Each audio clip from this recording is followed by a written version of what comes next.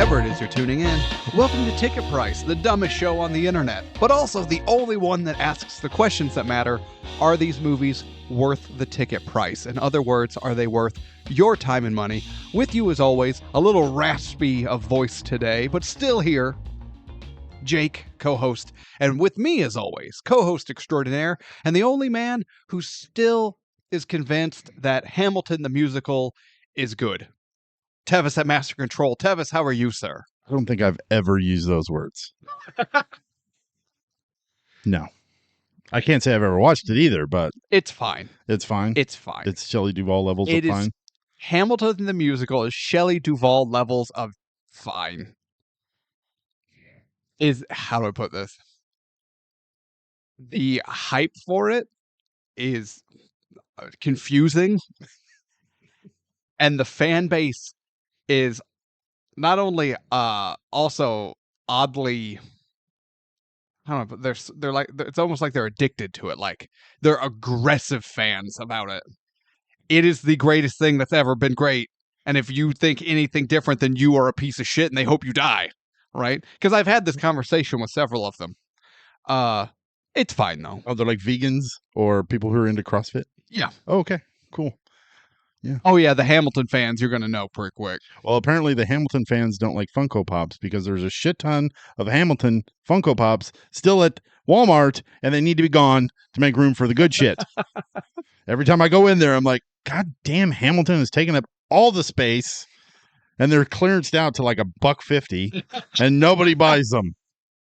I'm about half tempted just to buy them so that they can bring new stock in. You could always try to resell them, I guess, I but just have to throw them in a dumpster and light them on fire.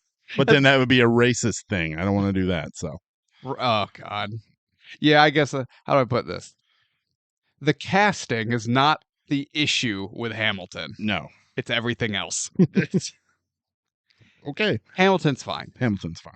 No, actually, you know what? Out of all the musicals, all the shows and productions my wife and I have watched, there is only one. Like Sauron's ring. Rent? There is only one we have not finished. Oh. So god awful. We turned it off after the opening number. The big one that's supposed to help hook you. Yeah. Turned it off and ran as fast as we could away from it. Shrek. Oh. Shrek the musical. Really? We got through the opening number, kind of, and we never looked back. Okay. We just went, oh god. I seen commercials for it. And I was like, no, it's not really my thing. Hey, maybe it gets better. I don't know. I didn't get there. We couldn't finish it. I finished Rent. And unfortunately, because of who I was dating at the time, I have watched Rent a couple of times. Because she was real obsessed with it there for a hot minute. Like most high school girls, theater girls were at that point in time. Rent's overrated too. It's like Hamilton. It's fine. I've never seen the actual play. I've seen the movie version of Rent. Oh my god, I don't want to talk It's about terrible. I did get to see the play of Lion King though. Oh, Lion King's fantastic. Lion King the opening number was so fantastic. The rest of it kind of went downhill just because the opening number was so amazing. Right, but that's also what the opening number is supposed to do. Yeah, I get that, but man, it just puppetry and the costumes. It was amazing. Yeah, if you get a chance to see The Lion King. We saw it live. Yeah. And I had an aisle seat, brother, because Really? I knew what to expect. Heck So yeah. when I bought the tickets, I was like, I got us near the aisle. My seat is the aisle. Yeah, I didn't get an aisle seat, but Oh, no, I knew what I was getting. So as a theater person, I knew what I was getting into, so I made sure to get an aisle seat. that's cool. That's cool. It's like, honestly, it's when we go to hockey games, a lot of times what I'll try to do is get tickets in the middle of the stands that overlook the Zamboni entrance. Oh, okay. Because there's nothing in front of you. There's no people in front of you. Hell yeah. You're in a weird corner spot, so you don't have the best view of the whole rink, but your view is also unblocked. I'll take that. There's no one standing up or, popcorn or what. No, there you are, and there's nothing in front of you. Nice. Yeah, it's pretty sweet, actually. See, this moment here, for all the people out there that are like, these two chuckle fucks. I was told I swear too much. I don't care. We're all adults here. Well, Most of us. adult children? Ish. Something to that effect. We're talking about sports. We're talking about theater. Hell yeah. Cultured. We are fucking cultured. I mean, I'm sorry. We are cultured as hell. We're a bunch of cultured mother. Don't swear too much. Actually, it's funny because I had a buddy come up to me. He goes, "Man, finally listened to your show." I said, "Thanks." It's only been a year. Well, you can't rush these things. Yeah, I know. You gotta. Yeah, don't listen to the first 5. He goes, oh, well. He goes, what did he say? Beverly Hills Cop was the one he listened to. So we talked about it. He goes, "Brother, you have a mouth on you." I said, "Well, I know." Because he and I typically only talk at he and I are both working 2 different jobs, but we work part-time at the Marshalls. Yeah. And so, we were talking. So he's used to seeing me and hearing me in a watch what I say so I don't get in trouble atmosphere. That's fair. So, he had no idea that I don't care. And so he's like, but it was funny though. And I got to tease him a little bit if he listens to this one. Because he's like, "Man, brother, you got a mouth on you, but your show is fucking hilarious." And I'm like, wait a minute. You can't describe it like that while saying I swear too much. Or insinuating I swear too much. But hey, if you haven't listened to Beverly Hills Cop, check that episode out. Apparently it's fucking hilarious. It is fucking hilarious. And it's worth the ticket price, by the way. I don't remember what I said. Was it? You said no. Is it? You said no. That seems like, because I'm thinking about it and I'm going, is it? Yeah, because you got confused. Is this an Eddie Murphy movie? Because it looks like Carl Weathers is in it a few times. To be fair, So those stunt doubles. sick. And then Tony Atlas in there. Hell yes. Flip that guy over a table. But we're not talking about any more musicals or sports or past episodes. We are talking about episode 62, LongLegs. There she is. It's actually pretty good. The almost birthday girl. Wait, hold on. Keep going. I can't. I don't remember any of the lines. You know who you sound like? No. You sound less like Nick Cage and LongLegs as you do like 1995 Mankind. Oh my from God. WWF. Yeah. Like Mick Foley's super early. Yeah, he's Uncle Paul. When he would do those promos in the basement. Yeah. Yeah. Hell yeah. Now we're talking about wrestling. There we go. Now you talk about it, we cover it. We have a We broad cover range of the interests. world. Yes, we do. The world. All right. LongLegs. Released in 2024. Boom! There's another one that came out this year. It's hard being this on the pulse. Wait, have we done back-to-back Back-to-back. current year releases? Yes, we Oh have. my God. I know. It's frightening. Wait a minute. We got to tone this back. These movies are expensive. We're not getting paid. I'm working 2 jobs. All right. Written and directed by Osgood Perkins. Mm-hmm. If you are a fan of the show, you may have immediately gone, wait, this is probably one of Jake's red flags. If you're new to the show, this is one of Jake's red flags. Also, if you're new to the show, episode summary written by Tevis, always fun and to the point. Just below that, there's going to be a link. It says bingo. Yes. You're going to want to click on that and get yourself a bingo card ready and play bingo as you listen along. And then in the comments, let us know if you got bingo or not. We do love our ticket price bingo. And you know what? Tevis did a bad impression. Boom. There's one already. Starting off strong. I didn't know this, but do you know who Osgood Perkins' parents are? Well, his father. I don't know who Osgood Perkins is, so no. Anthony Perkins. Psycho. That's his father. Who's Anthony Perkins in Psycho? He plays the main character. He plays Bates. Yes. Okay. Yes. His mother was Barry Berenson. I'm not real familiar with her, but she died in the World Trade Center on September 11th. What are you doing to us right now, man? I am bringing the whole show. There's nothing down. funny down this road. But I'm like, and Anthony Perkins, he had died of complications regarding AIDS. So, welcome to our tragedy. Damn. What are you even talking about right now? What? And why are you talking about it?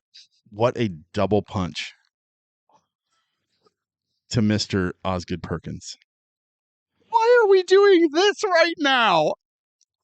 Okay, go ahead. It's your stage. Your stage. I don't. How am I supposed to follow that? I don't want to follow that. You're welcome. Anyway, I just thought that kind of sets the tone for his mindset.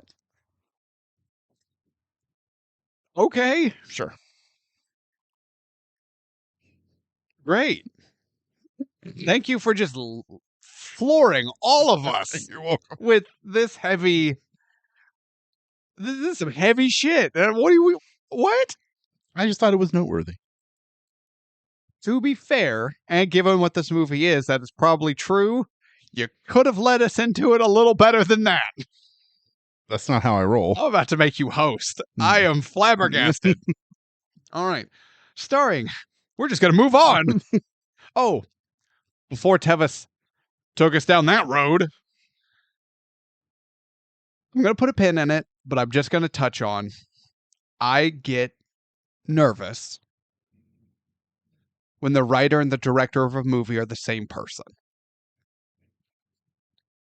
Because I feel like that is another mind and another set of eyes and another set of ideas and opinions, another layer of filter that this movie and its script and its ideas don't go through because it's not there.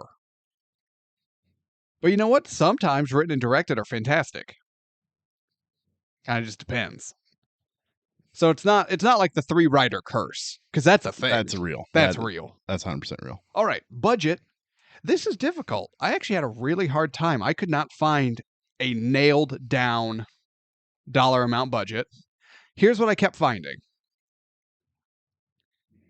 For sure, made for less than $10 million, with most sources agreeing that it was made for an estimated $3 million.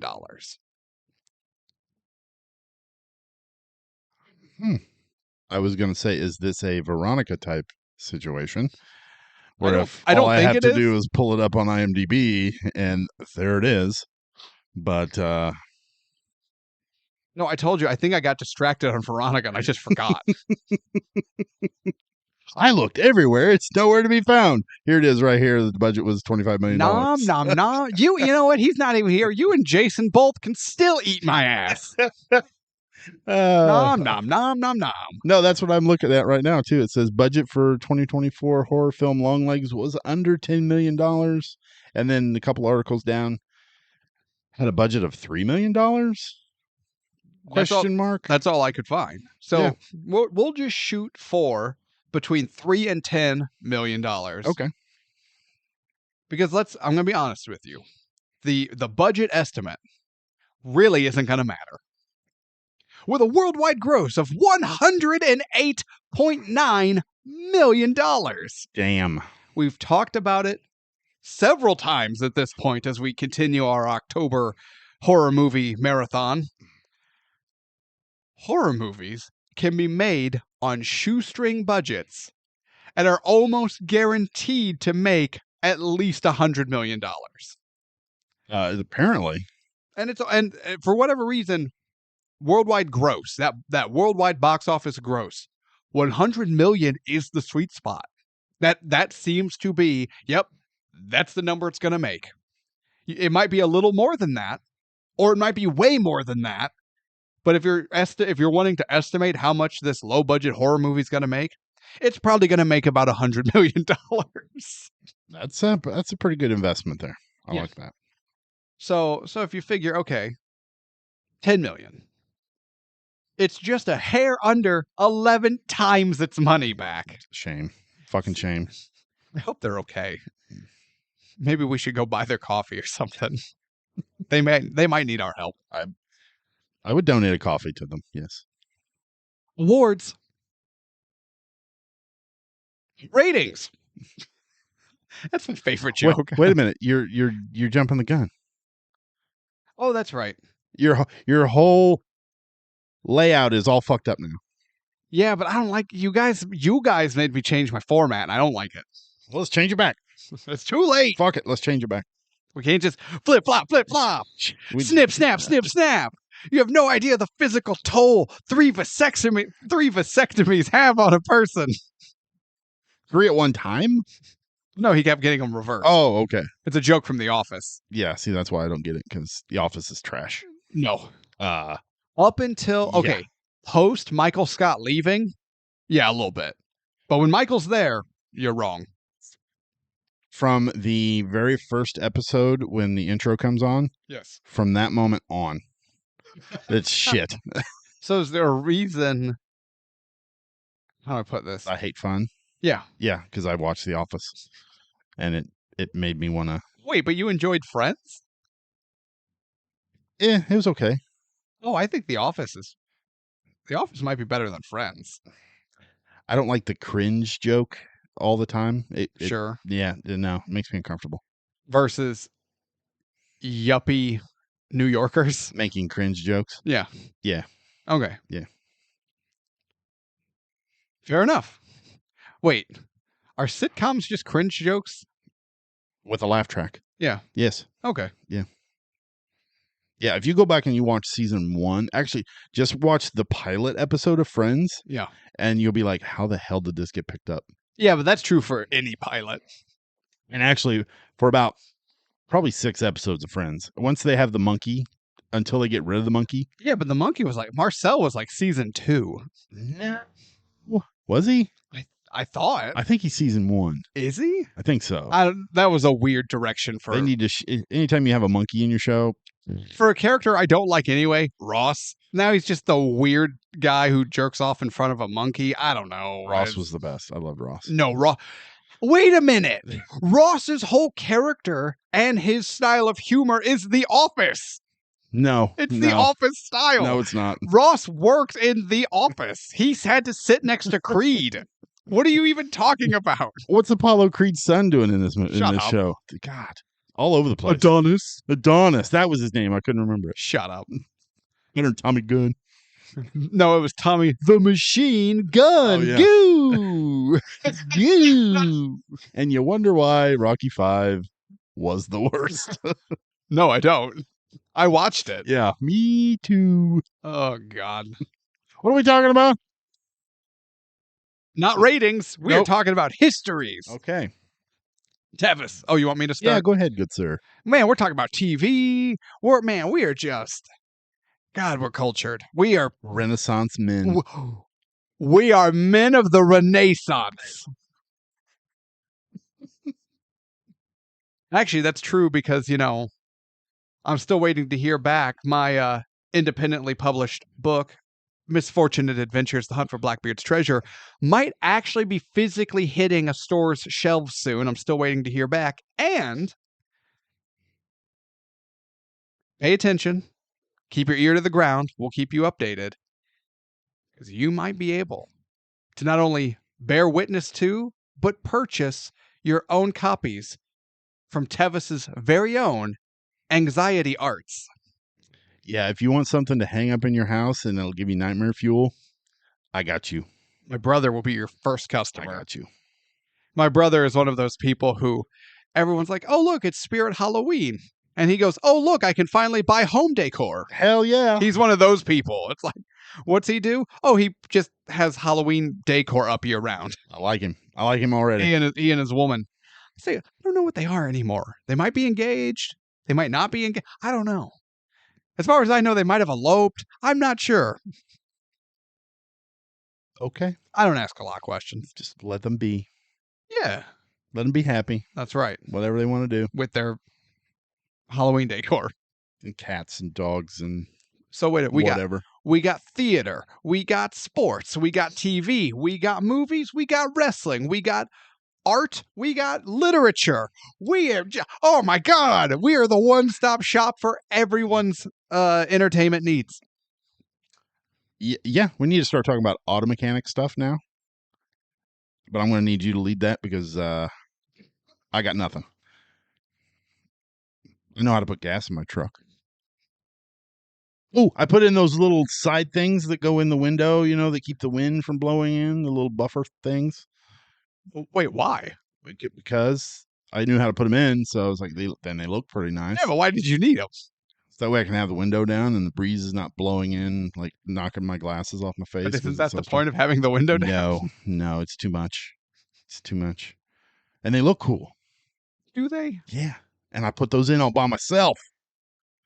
I feel like having the little window rails. It's like having the big flared out wheel wells. Fenders. The flared out fenders. Why? Because it looks cool. Does it? Yeah. See, you're a truck guy. I am not a truck guy. I don't understand these big truck things. I am not that big truck guy. Because it kind of seems like you guys just have a small penis. I was taking my daughter to her mother's. Her mums. Mummy dearest. I didn't know. I didn't know she was from across the pond. Yes. Now we're international. Hell yeah. Mummy. Give me a crumpet. Is it time for morning tea? The children. No. The children were screaming. Anyway, I got behind, or this townie got behind me with his giant pickup truck, and he had lights under the chassis. He had lights in the wheels. I thought a UFO was coming down to fucking take me.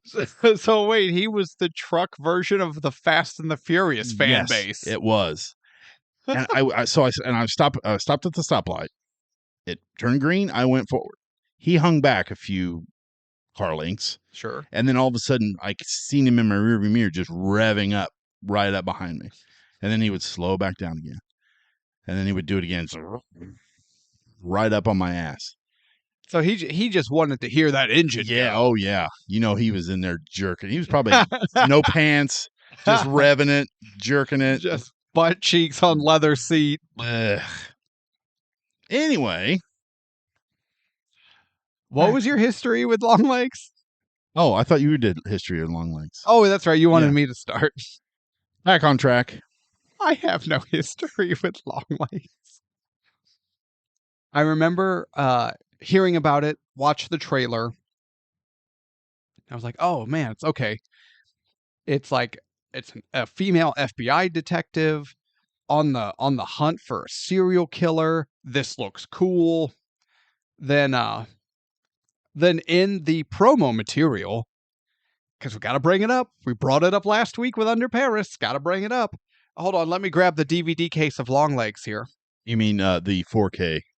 Oh, the 4K Ultra HD Plus Blu-ray. Yes. This was shut up. Fucking. I grabbed my Betamax. Can you pass me that laser disc sleeve? I hate you. This was all over their promo material, and so much so they even put it on the cover of the Blu-ray case. The 4K. The Ultra 4K HD. Ultra HD Plus Blu-ray There we case. go. Thank you. The best serial killer horror film since The Silence of the Lambs. We talked about it with Under Paris, how all over their promotional material, they're like, this is the spiritual successor to Jaws. This is the shark movie that Jaws is passing the baton to carry on the shark genre. To which, obviously, if you didn't catch last week's episode, pause this right now and then restart us last week, because that movie did not hold up on its own merits, let alone to Jaws' merits. Yeah, absolutely not.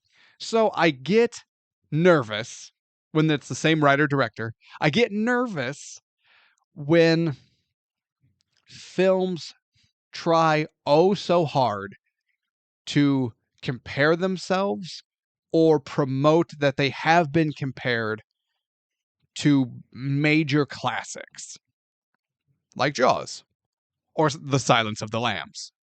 And I feel comfortable putting Silence in that category of undisputed classic.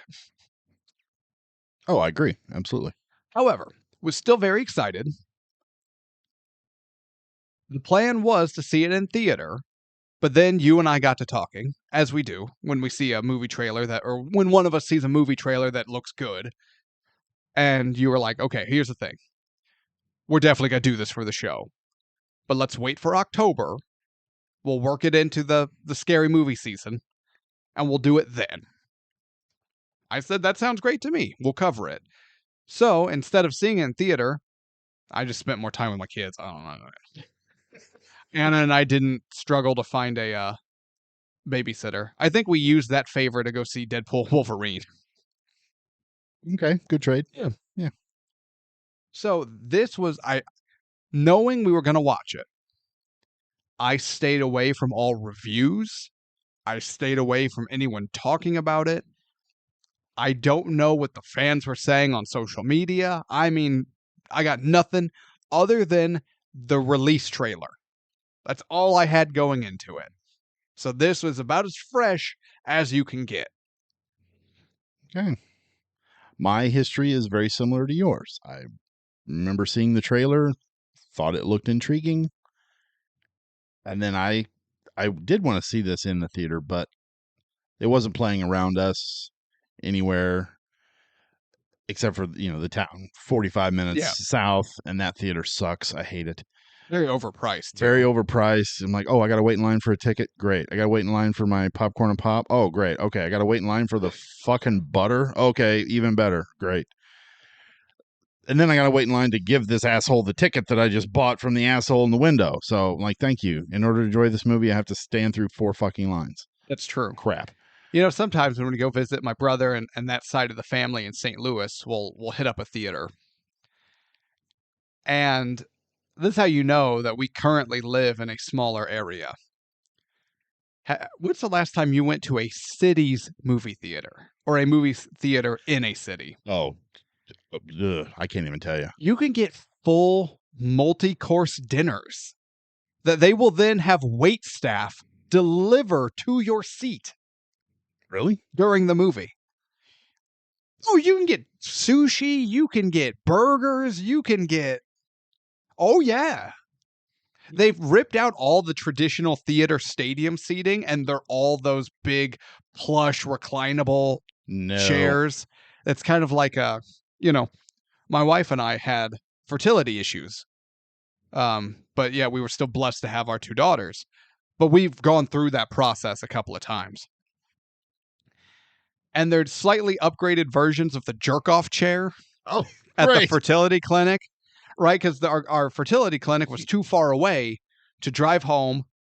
I produced the sample and then drive back. It wouldn't survive. Had to do it in office.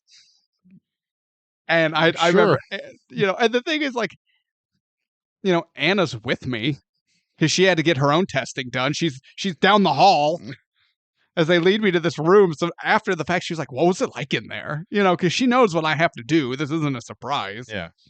And I'm like, there was a stack. And there was a 2-foot tall stack of magazines on the sink counter with a tastefully laminated white printer paper on top to cover the covers. Oh, yes. So you can read the spines, but you can't see the inappropriate material on the girly magazines in the jerk-off room. Yeah. And you try to take one off the top, and then the whole stack just comes with you. It just unspools like a slinky. Or like a, It's like a stack of pancakes with syrup all over it. you can buy those invertedly stuck together Post-it notes and just and so sink sticky magazines tastefully covered up in the jerk off room. Don't want to offend anybody. I walked in the walking jerk there. off room. I went, oh my gosh, there's a woman's bosoms. Oh, I thought this was a confessionary. Oh my God, where's the preacher?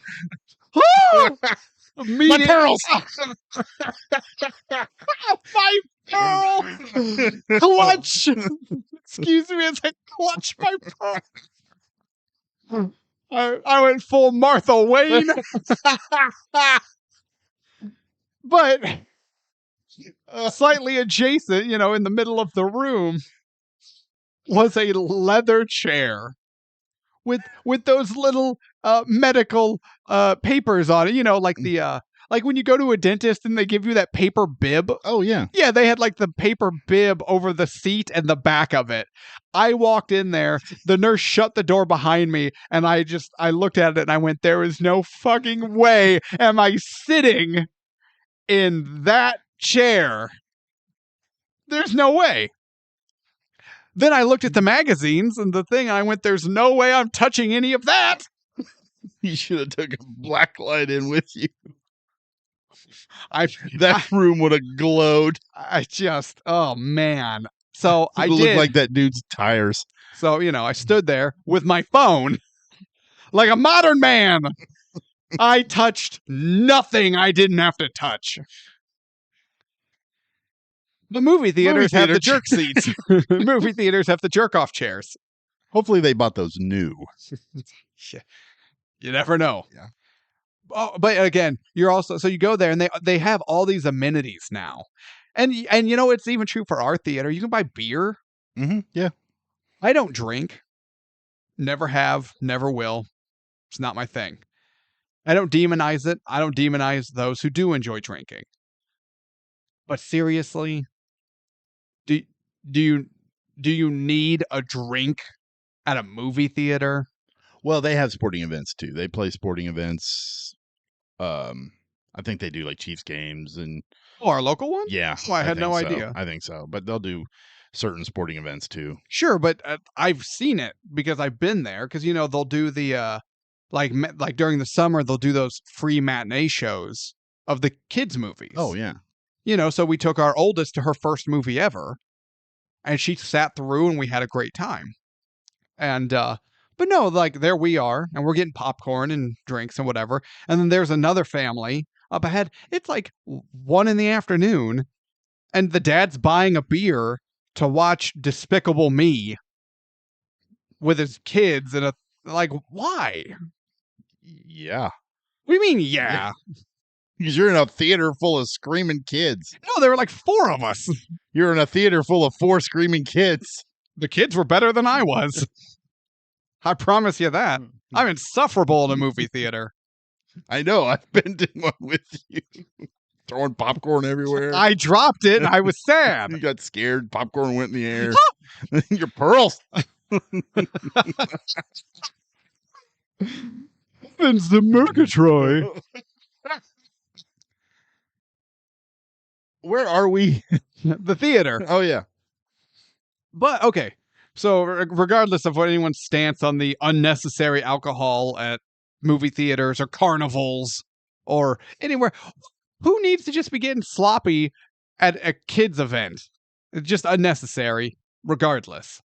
But I get like the amenities and I can get a dinner at a movie theater, which seems kind of weird, but we'll try it. But I'm like, wait, is all this just jacking up the cost of my movie ticket? Because I don't want that. Probably. Yeah. It's almost like, what if, given our current economic state, instead of finding ways to up the cost, we just brought in infinitely more people by offering affordable events? The shit you say. What if you didn't need to fleece $150 out of one person when you're just getting the money you need to make a profit by attracting many people instead of, just the one guy? Where's the fun in that? Fleece. Where's the capitalism in that? That's true. Monopoly Man would be so pissed. All right. Are we finally ready? I think we are. I don't know if we are. You can tell we haven't done this in a while because when our recording gets spaced out beyond our normal, what we try to shoot for, our episodes get real sloppy. In all honesty, we're really always kind of sloppy. Well, yeah, that's the show. Yeah. Dumbest show on the internet. All right. Not as sloppy as that jerk off room, but I'm just saying. I'm sure the nursing staff work very hard to keep it sanitized. I touched nothing. Quit making that noise. I don't like it. But did you walk in and get a taste in your mouth? What are you doing? God, I could taste Edgar. He just left. Gross. Yeah, see, no. Jerk off chair. All right. Movie opens, and my first thought was, my God, I'm watching the animated Lord of the Rings. With a very, very red slide. Oh, yeah. Yeah, it's kind of jarring. And the sound? Yeah, it's very distorted. It's very oppressive to the senses. And intentionally so. Yeah, I got hints of like they were trying to play a song and then it would go away and then just weird ambiance would come in and then the song would try to come in again. Mm-hmm. And very unsettling. Yes. Definitely establishing a mood by throwing your audience off balance almost. Unsettling is going to be a term I use a lot. Okay. A lot. Speaking of unsettling, we see a 12-year-old? No, I'm sorry, 14-year-old girl in her home, and she looks out the window, and there's a station wagon she does not recognize pulled about halfway up her driveway and then stops. Yeah, I like the aspect ratio of the screen. It's very 70s. It looks like a home movie. You get that 70s home movie vibe. Although I will say this, watching this, I was like, I get what they're going for, but if I have to watch the whole movie in this ratio, that'll be irritating. Yeah, no. Because I do have it in my notes. I was like, oh, if they do it for just this flashback to the 70s, or yeah, it was a 74. 74. Yep. Then we're okay. But if we go back to like modern day and it's still this, I'm going to be pissed. Yeah, I would have been too. Because that's one of those things where it's like, oh, this is cool and artistic, and they took it too far. You got to be careful with stuff like that. Absolutely. Cool and artistic can overstay its welcome. But she sees the creepy station wagon watching her house. She gets her Polaroid camera. She's going to go out there and find out what in the world is going on. And I'm just sitting here watching her going, the ball's on her. Yeah, kind of just a little kid doesn't give a fuck. I can't wait. Was she wearing a dress? Or did she have pants on? I almost think she would need a dress for her huge swinging balls to take a camera and be like, I'm going to go investigate this pervert. So she goes out there. She approaches the car, and at first, there's no one in it. That's weird. Then she like turns around and looks back at the house. And then she kind of turns back towards the car, and in walks a figure on screen, but you can't see what? You can't see his head or face. Could you see neck, or was it like chest up? It was like from the bottom of his nose up. You could see his mouth. You could, okay. Yeah, but not from his nose up was cut off. And he starts talking to her in what Tevis very accurately did as a mankind voice. And that's the thing. I'm saying your impression sounded like early Mankind promos. I'm not saying it was wrong. Yeah, I never would have put those two together until you said that. I didn't until you did the impression. Holy shit! Yeah, that's what it sounds like. Kind of, yeah. And this introduction to our character of Longlegs. Fucking creeps me out. Yeah.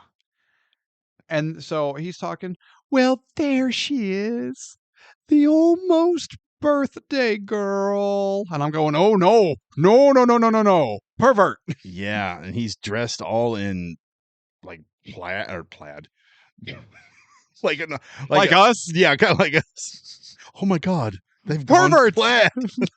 Oh my God, Longlegs. They've gone to plaid.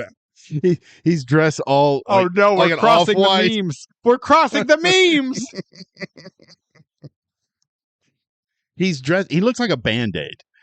He's in the cream color. Yeah, he's in all. He's everything because he's got like khakis on and a very just basic nondescript button-up shirt, but then like that a very similar cream off tan colored like windbreaker, like members only jacket, kinda.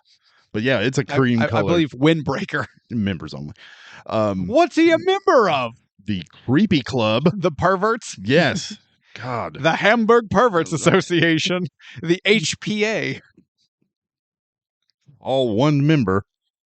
Ugh. I don't know why Hamburg. That was just the first thing. But his face is all like kind of powdery white. So hold on. He's talking to her. Almost birthday girl. Oh, looks like I wore my long legs today.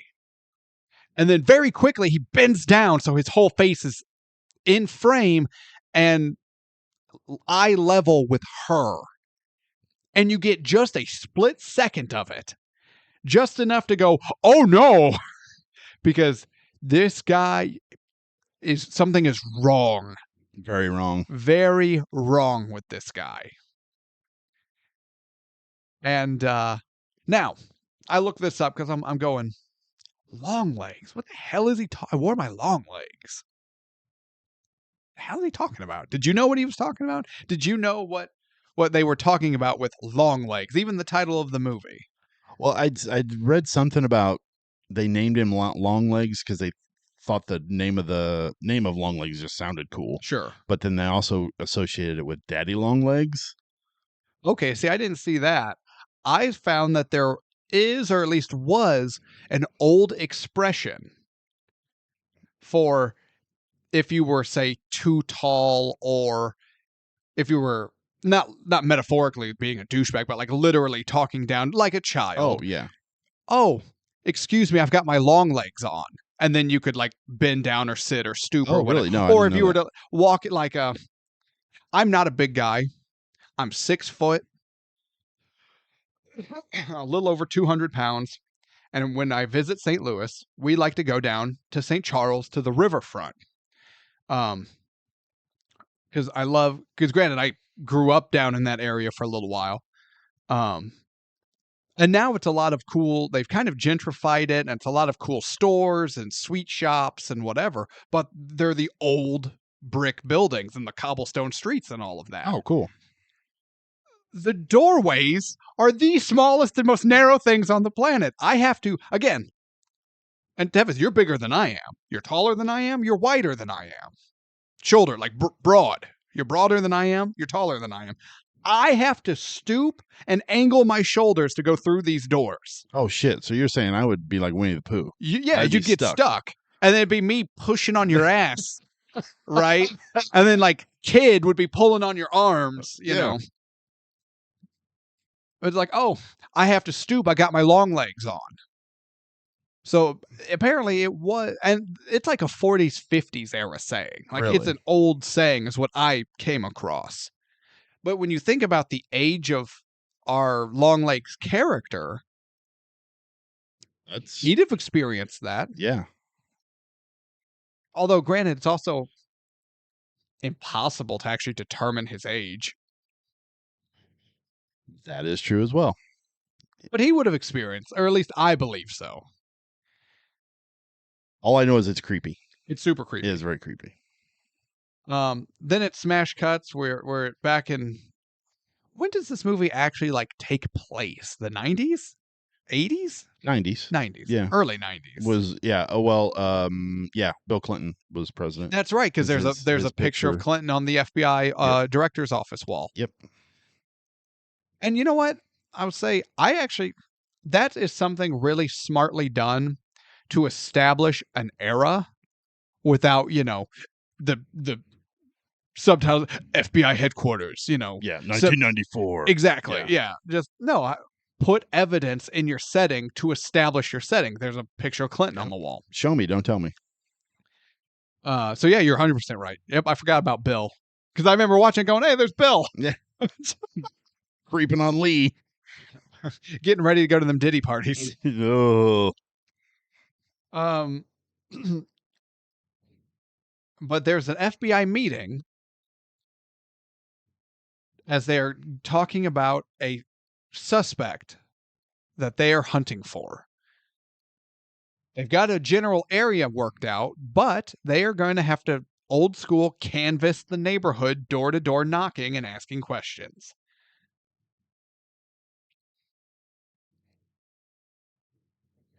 But we spend most of the time looking at our main character, played by Micah Monroe.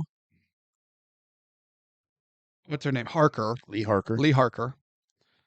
And she almost seems spaced out the whole time. Yeah, and she does throughout the majority of this movie. She's very Not with it. she's very odd. I Not in a bad way. Not in no, not no. in a LongLegs bad, creepy way. She's Different. it seems like she's always inside her own head. Yes. I had a science teacher who'd call that space cadet. She looks like a space cadet. She's always just got that faraway look in her eye. Although I did make me wonder. We'll talk about it more later, but is she touched in some sort of way? Or I wondered if she might be on the spectrum. Right. That's kind of what I thought. Yeah. And again, that is in by no means meant in any sort of derogatory, because I know there are some people that get up in arms when people make a comment such as that it's possible Lee Harker as a character may be autistic in some form or fashion. And I don't know. On one hand, I'm like, it's just a statement of fact. We don't have to get like upset about it. But then you understand why people get upset about it when you hear, frustratingly so, the shocking number of people that do say things like they're on the spectrum or that they are autistic in a derogatory sense. Oh yeah. Like it isn't 2024 and there's nothing at all wrong with that. Yeah, there's no reason to be negative about it. She's possibly on the spectrum. And I think it shows too with the way she's so easily able to solve puzzles and focus on those puzzles. Well, and she is, well, we'll get there. But that was one of the things that caught me right off is like, I wonder if she is whatever. I probably lightly, but I wonder if she was on the spectrum because I actually thought that would be cool. I did too. I honestly plus, did too. Things that are cool. Oh, I've got this character. We're going to root for him or her. Doesn't matter. And, okay. A cool, or what we hope to be a cool, kick-ass character who maybe is autistic. That's just representation, and that's cool. Yeah, you know what I like? I like characters who are different than what I am. I grew up with the white macho male, not saying I'm macho. No, please continue. But keep borderline complimenting yourself. Yeah, please continue. But when I grew up in an era when I went to the cinema to see Stallone and Schwarzenegger, and basically I was just looking in a mirror at my own self. So tiring. Oh, look, there are my abs and my chiseled arms. I see those every time I step out of the shower. Wish Hollywood would stop stalking me. Bastards. But no, I mean I've seen the white male hero, and I'm excited to see the strong female characters because I have a daughter. I'm excited to see strong female characters that may be on the spectrum or just have other issues that they need to overcome. Yeah. That's cool. what makes good characters. Yes, that's cool. When you're the big, hulking, strong, white, macho man like me, bulletproof. you don't have anything that's a problem to take on. Everything is Black Adam levels of easy. That's true. So no, it makes an interesting character. Hold on. Sidebar. Again, bear with me. No way. Wait. Is this why Hollywood has so heavily embraced superhero films? So they could just go back Possibly. to rip chiseled white guys? Well, that and to the special effects are on par as to where they need to be to make. In Sometimes. if you're not being chintzy with your budget to go towards the CGI. Good word use, chintzy. I haven't heard chintzy in a long time. But no, but regardless of the reason, you're just watching her going, I don't doubt for a second she is taking in everything being said. Oh, she's taking in everything that's being said, but and everything around her. Everything that's not being said, just the looks that people are giving. Yeah. Everything. But she definitely just has this appearance of space cadet. Kind of. Unfocused, perhaps. When in reality, she might actually be hyper-focused. Yeah, absolutely. But we don't know. But they are on the look for a serial killer. And so they're going to canvass this neighborhood where they think he is hiding out. And partners have been pre-assigned. So, air quote, no one gets hurt feelings. Like they're picking a dodgeball team in third grade gym class. It's like in high school in science. All right, pick a partner. Yep. Ooh, Becky, me. Oh, Becky, you bitch. Becky, what a bitch. What is breakfast, Becky? What is breakfast, Becky? You chocolate milk drinking bitch? No. And again, but I was like, was that directed at Harker? It felt directed. Kind of. Or maybe that was just my interpretation of it. But Harker gets paired up with Fisk. Was that his name? Fisk. I don't remember. I wrote it down. It's not important either. So they're canvassing this cookie cutter suburban neighborhood. And they're knocking door to door. Fisk is going to be the doorman because he's more charming. Well, I mean, yeah, but that's not how I was going to phrase it. Personable. Okay. Charismatic? Yeah. He's more of an extrovert. Where Lee is definitely, I think, introverted. Slightly, yeah, just a bit. So he'll knock on the door. Harker will hang back and radio in or whatever, watch his back. She gets a weird feeling, gets out of the car while Fisk is talking to whoever, and looks at a house. And it's almost like her field of view narrows in on that house. She hyper focuses on it. And for reasons she can't explain, she just knows their man is in that house. Fisk comes over and she's like, he's here. He's in this house. We need to call it in. We need backup. Fisk, what are you talking about? How do you know this? She's like, I have a feeling. He's like, we're not calling in backup and saying we for sure found our perp on a hunch. Yeah, on the first day. On the first day of the manhunt. Now, here's the thing, though. Fisk comes off like an ass. Yes, he does. But when you actually look at his points, he's not wrong. No, he's not. He just went about it like an ass. But he's not wrong. But he's like, don't worry about it. You hang back. I'll knock on this door next. He knocks on the door. Hi, with the FBI. From Harker's perspective, you see a gun come out of the front door and blow Fisk away. Headshot, he's out. Quick and brutal. Thank you for coming, Fisk. Quick and brutal. The heat is on. And not in a Beverly Hills Cop kind of way. That would have been amazing. No, nothing about that was amazing. You hush. Shush your face. I like this one moment that it kind of shows maybe some inexperience from Lee. When the gun comes out, shoots the boy in the face. He goes down. The boy. The boy. She He wasn't 12.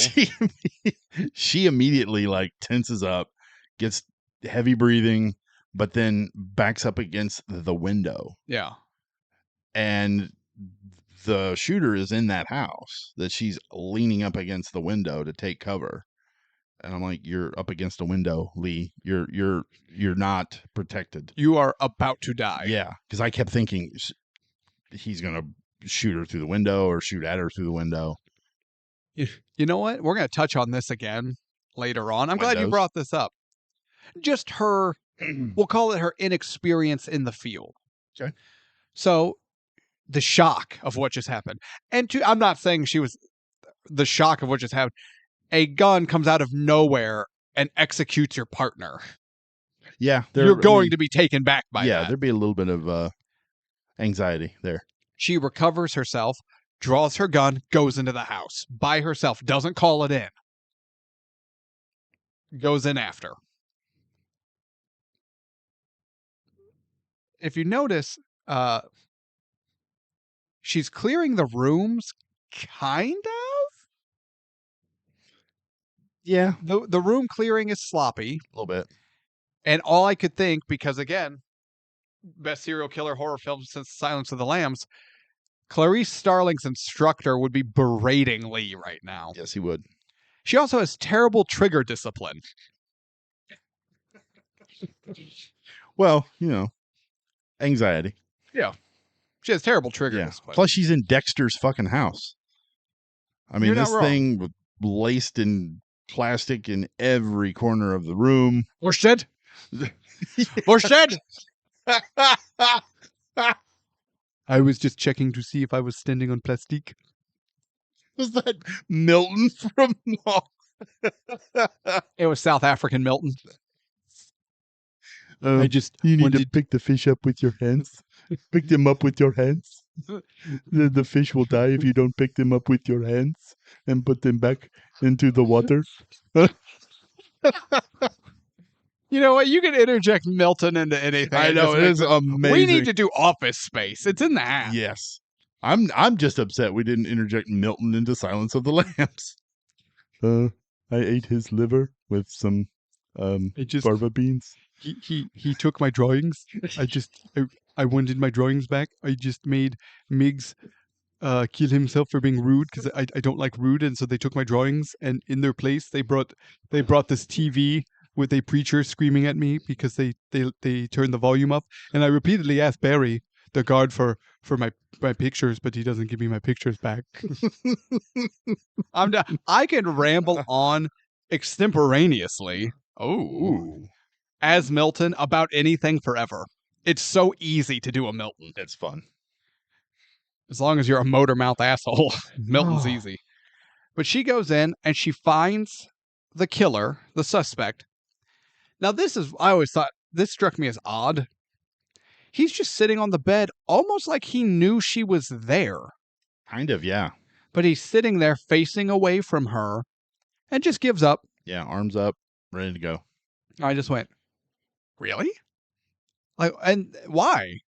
But he surrenders. She arrests him, and that smash cuts to Lee in a room by herself as a immune absent voice over an intercom gives her directions, and some very quick slides pop up on the wall. Chink, chink, chink, chink, chink, chink. Yeah, and she's supposed to tell him what she sees? So it's a rapid fire of slides of just pictures that she then has to associate with she's doing a word association with slides that she only sees for like half a second. Then they're like, a random number has been generated between 1 and 100. What is it? And at first I was like, what the hell is going? Then they did the number testing, then more slides, and the number testing. I went, oh, son of a bitch. They're doing testing for ESP. Oh, is that what that was? That's what yeah. Okay. That's an early form of ESP testing. Because that's how she knew the house the killer was in. Right. And now one has to wonder if it is her gift that also makes her despondent, spacey. Spacey's not fair though because she's paying attention. Yeah. But disconnected maybe. Okay, I like that one better. But yeah, better than Spacey. But going back to our original thought, or perhaps is she on the spectrum at some degree, and that's also where her ESP gifts are coming from. Is there a connection here? I don't know. I feel like maybe it's part of the conversation. Possibly, yeah. Possibly. And it was also kind of neat. I don't know. So we know, regardless of what they eventually say about the testing, she has some sort of gift. But also, given her mannerisms and the way she kind of conducts herself, you wonder if she is slightly autistic or not.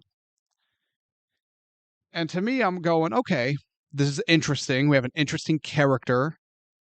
She's going to have an interesting viewpoint on things and encounter things in a different, unique way that we don't typically see. That's cool. And now I'm spacing out on what the hell I was talking about. Come on, Lee. I'm trying. But to me, I'm just like, I can't help but wonder, is there a connection? And, she's not, how do I put this? She does not view herself as having any sort of gift, ESP, telepathic, nothing. She views it as gut feelings. That's right, because she kind of dismisses the fact that she's passed so many of these tests. So after the testing, she meets up with, I don't know if he's a director, but he's her boss in some fashion. Carter. William Carter. He brings her in to help investigate what was thought to be a cold case serial killer file. However, it has started up again and given evidence that they have found at the most recent crime scene. They don't believe it's a copycat. They believe it's the real guy at it again. And so here I am starting to see why they are comparing this to Silence of the Lambs. Female FBI detective on the hunt for a serial killer. Okay. But if we're being fair, if we're being honest, that is the most broad blanket and borderline inaccurate description of Silence of the Lambs. Oh, I agree, yes. Yeah, just because you have a female FBI agent after a serial killer doesn't mean anything. No. But during this conversation, Carter mentions, he asked her, how'd she do it? How'd I do what, sir? You beat the number generating computer 8 out of 16 times. I don't know, lucky, I guess. That she beat a 0 to 100 scale number generator 8 times out of 16. Yeah, and she says, well, I also was wrong 8 times. She looks at it as the negative. Well, I was also wrong 8 times. And he's like, well, what do you say? I'll take half. Yeah, I can't remember what he says. Not telepathic, but half something. Psychic. Half a psychic. I'll take half a psychic over, not at all. Yeah. Because he sees it for what it seems to be. He's a man looking at the evidence and seeing Harker is gifted in some way that he doesn't understand, but whatever. He sees it as a potential tool to break this serial killer case. We learn that there was a family brutally murdered by the father. The father then kills himself. However, the only thing keeping this murder from seeming like an open and shut murder-suicide is there is a weird cryptic note written in a handwriting that does not match anyone in the family. Yeah, signed LongLegs. Signed LongLegs. And he shows her the letter, and it's very much Zodiac Killer Oh, very. uh Cipher. glyphs and runes and little just pictures, hieroglyphs almost. Just like, yep, here's a bunch of stuff. Then we learn that LongLegs has attacked and murdered 11 families. And they all follow this MO. The father kills everyone in the house, then kills himself. LongLegs leaves a letter. And also the killings are all kind of follow like X amount were with a shotgun, X amount were with a kitchen knife, X amount were with an axe. Like, but it was never just, this one tied everyone up and choked them to death. And this, there were only 3 or 4 modes of killing, and those modes repeated at least twice. Yeah, and they were very, very brutal. Oh, they're all brutal and horrible. Yeah. But even the way they're done is almost designed. I never thought of it that way, but yeah. Because there's never an outlier. They always repeat. There's a pattern. But best as their forensics can tell, there's no sign of forced entry. There's never a sign of struggle.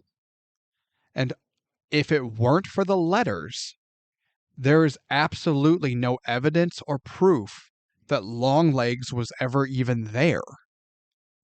If LongLegs didn't leave these letters, he'd be a ghost. Right. So now they're hinting, they don't say it here, but they're hinting at a level of supernatural potentially. How can a guy go in, murder a family, and get out without a single trace other than his weird cryptic cipher letters? I was very intrigued with this. Yeah. It's building up. It's cool. It's different. I'm with it. Yeah, same. Harker meets Carter's family, his wife and daughter. It's real awkward because she's not. Oh, yeah, she's not Carter social. even takes her to the house, and he's like, "Come on and meet the family." Do I have to, sir? And he's like, "Yeah, you do." And he forces her in, and the awkward meeting is awkward, but she actually kind of ends up connecting with the daughter. She does a little bit, yeah. Who's having a birthday soon? Turning 14. 14. And then something comes up, and after the meeting, Harker makes a very awkward phone call to her mom to check in on her. And at this point, given the phone call, I'm sitting here wondering, I wonder if Harker's mom has dementia potentially, or she's some sort of unwell. Because her mom talks in a really slow way. Her thoughts seem almost disconnected at times. She repeats herself a little bit. It gives a feeling of our main character. She doesn't like social situations. You can tell by their conversation she's not close to her mom. They don't have the best relationship, potentially. But she still feels a duty and an obligation to check in on her mother, who may be unwell. Or again, that is how I read that phone call, or the ways a person could read that phone call, I guess. And she asks her, I think a couple times on the phone, are you saying your prayers? The mom does. Yes. Are you saying your prayers, Lee? That's what I'm saying. It's almost like she reset, which made me wonder. Yeah. Is that you? Because she's like, is that you, Lee? Yes, Mom. Still your only daughter. And that got me. I'm like, oh, I wonder if she's unwell. So now, again, I just want to point this out. We have a potentially autistic female FBI detective who clearly has some level of uncontrollable, misunderstood ESP, who's not crippling introverted, but like on the verge. Yeah. Of that level, but also stepping outside of her comfort zone for her work, but also forcing herself to step outside that comfort zone to take care of a mom, or at least check in on a mom that she doesn't have the best relationship with, and potentially the mom may be unwell or have some sort of issue herself. I want to stop right there and look at that blurb as it stands. That's fucking cool. Yeah. That's an interesting character. Yes, it is. That's someone I can get behind. Let's learn more about her. That is a cool idea. I'm in on this. I am a 30-something white American Christian male. I am the antithesis of what that character or who that character's audience is supposed to be. But if you're not an asshole and you like good movies and good storytelling and interesting characters, we're here, baby. This is it. This is cool. It's different. It's unique. Let's dive in. We take a dive. I'm sure you noticed this, and I believe it was here during the phone call with her mom. Harker's getting weird feelings while talking to her mom on the phone. And then in the background, and I say in the background because technically speaking, the foreground is Lee Harker talking on the phone, and what happens is behind her, but Jesus Christ, if it was any closer, it would be standing next to her. As we get a giant horned shadow apparition of the fucking devil himself. And I went, oh no. You saw that, huh? You saw him hand her the phone? He handed her a notepad and pen to jot down a message. He was like, don't forget bacon, And I just went, oh no. Not like this. Not like this. You sound like that lady from The Matrix. I am that lady. Not like this. Not like this. You know where that took? I immediately had an out-of-body experience and saw myself sitting on that exact same couch in that exact same spot watching the last voyage of the Demeter when Bjorn Holt, or whatever his stupid name was, spun around like an idiot with the spyglass, and there was Dracula's dumbass face, and we all just went, "Oh no, not like this, not like this." History was repeating itself. I'm like, I'm having deja vu. I've been here before. No.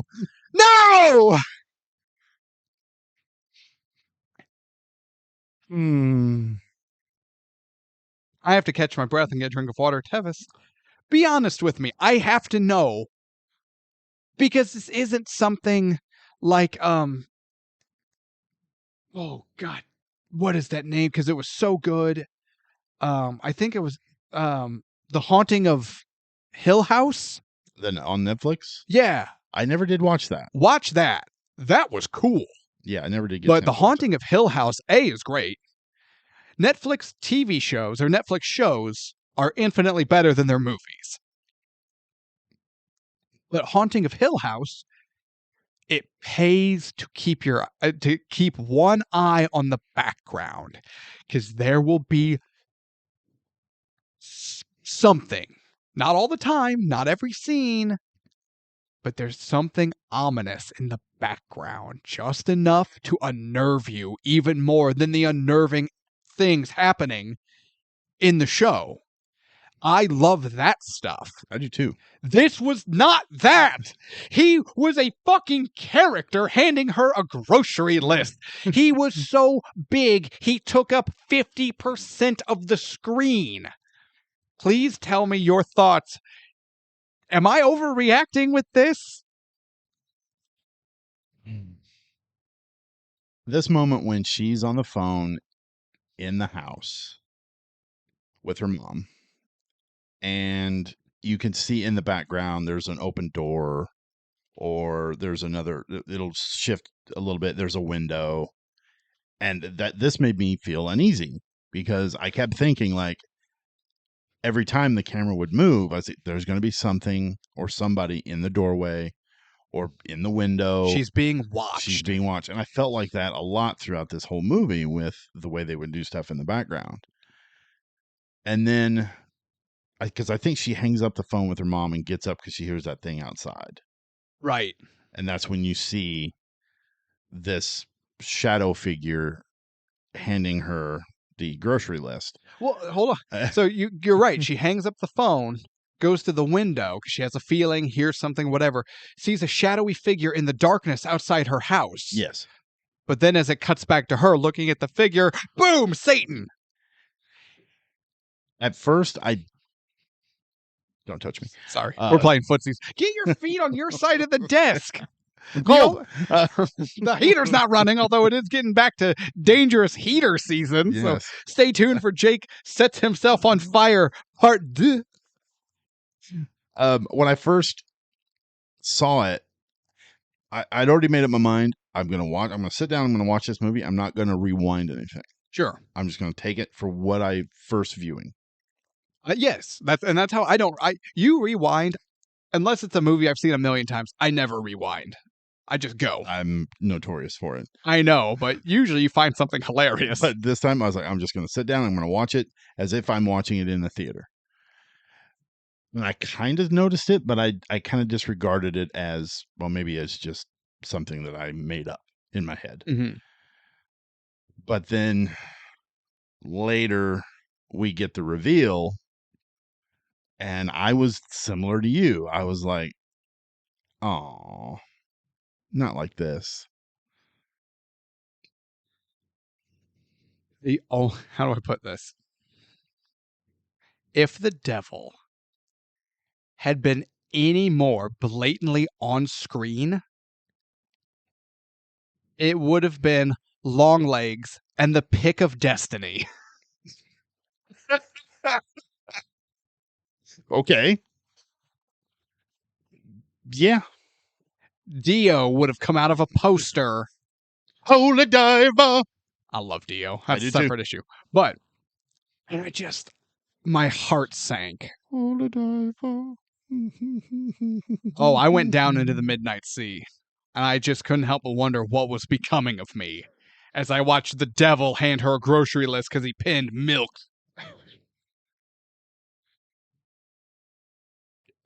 Train derail. To say I was immediately taken out of it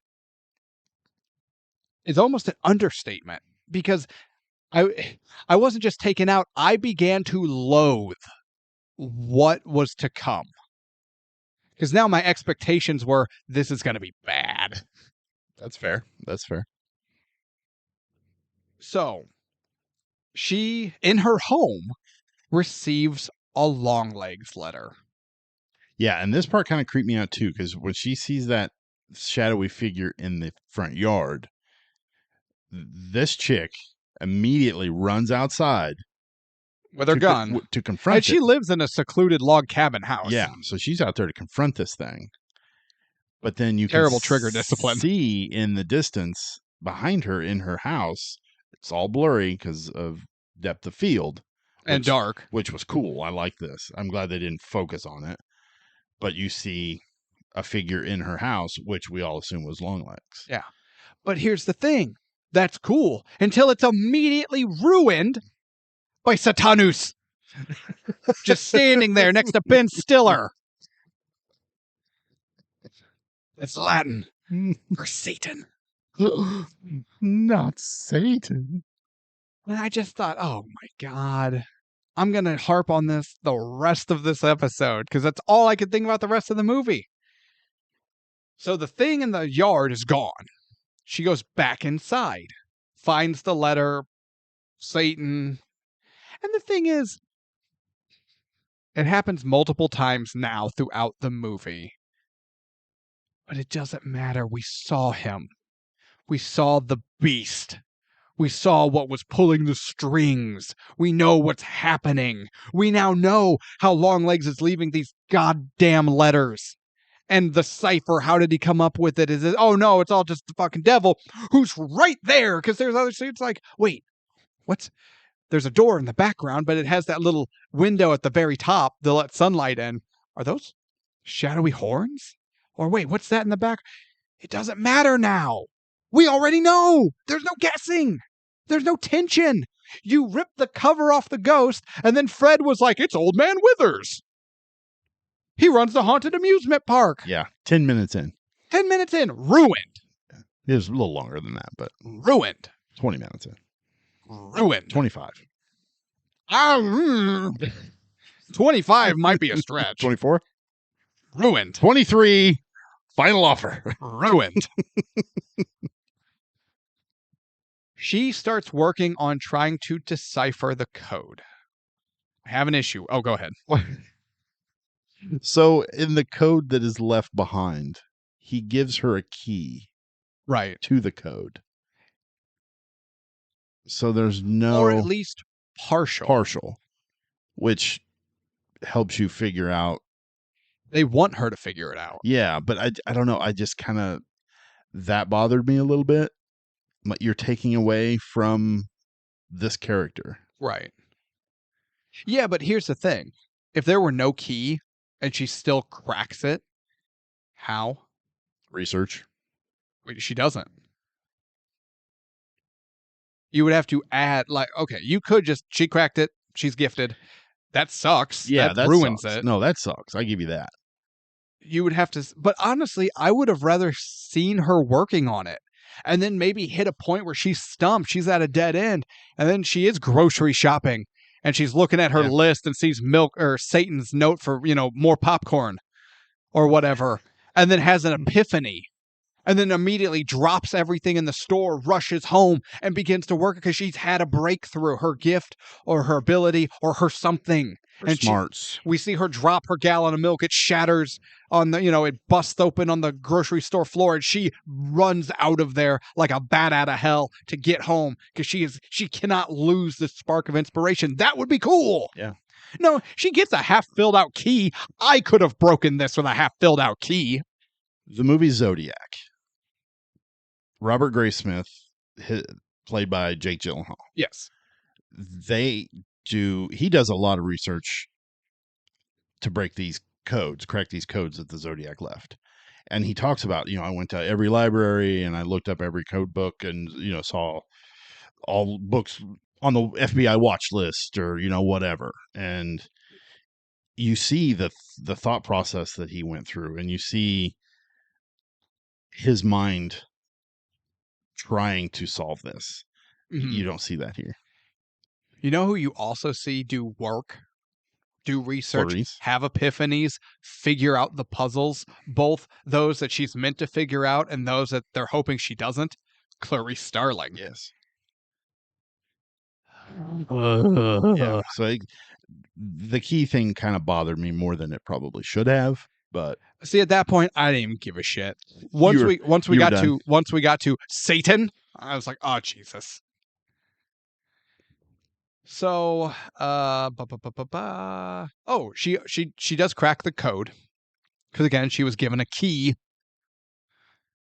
and it's like, I can't remember what the whole thing said, but we're watching you. If you something about a friend downstairs, Mr. Downstairs, if you say anything to your boss or colleagues, I will visit your mother and cut that bitch's tits off. Or yeah, there was something specific about the removal of her breasts. Yeah, and yeah. But here's the thing. She was given a note that was nothing except a threat that if you tell anyone you received this note, there will be repercussions. Why leave her a note at all? And leave her a key to the note. They want her to figure... Excuse me. Sorry, I am fighting some kind of sinus congestion. I'm dying. Quit dying on me and let's finish this. They want her to break this code to decipher all the letters, to piece it together. Why?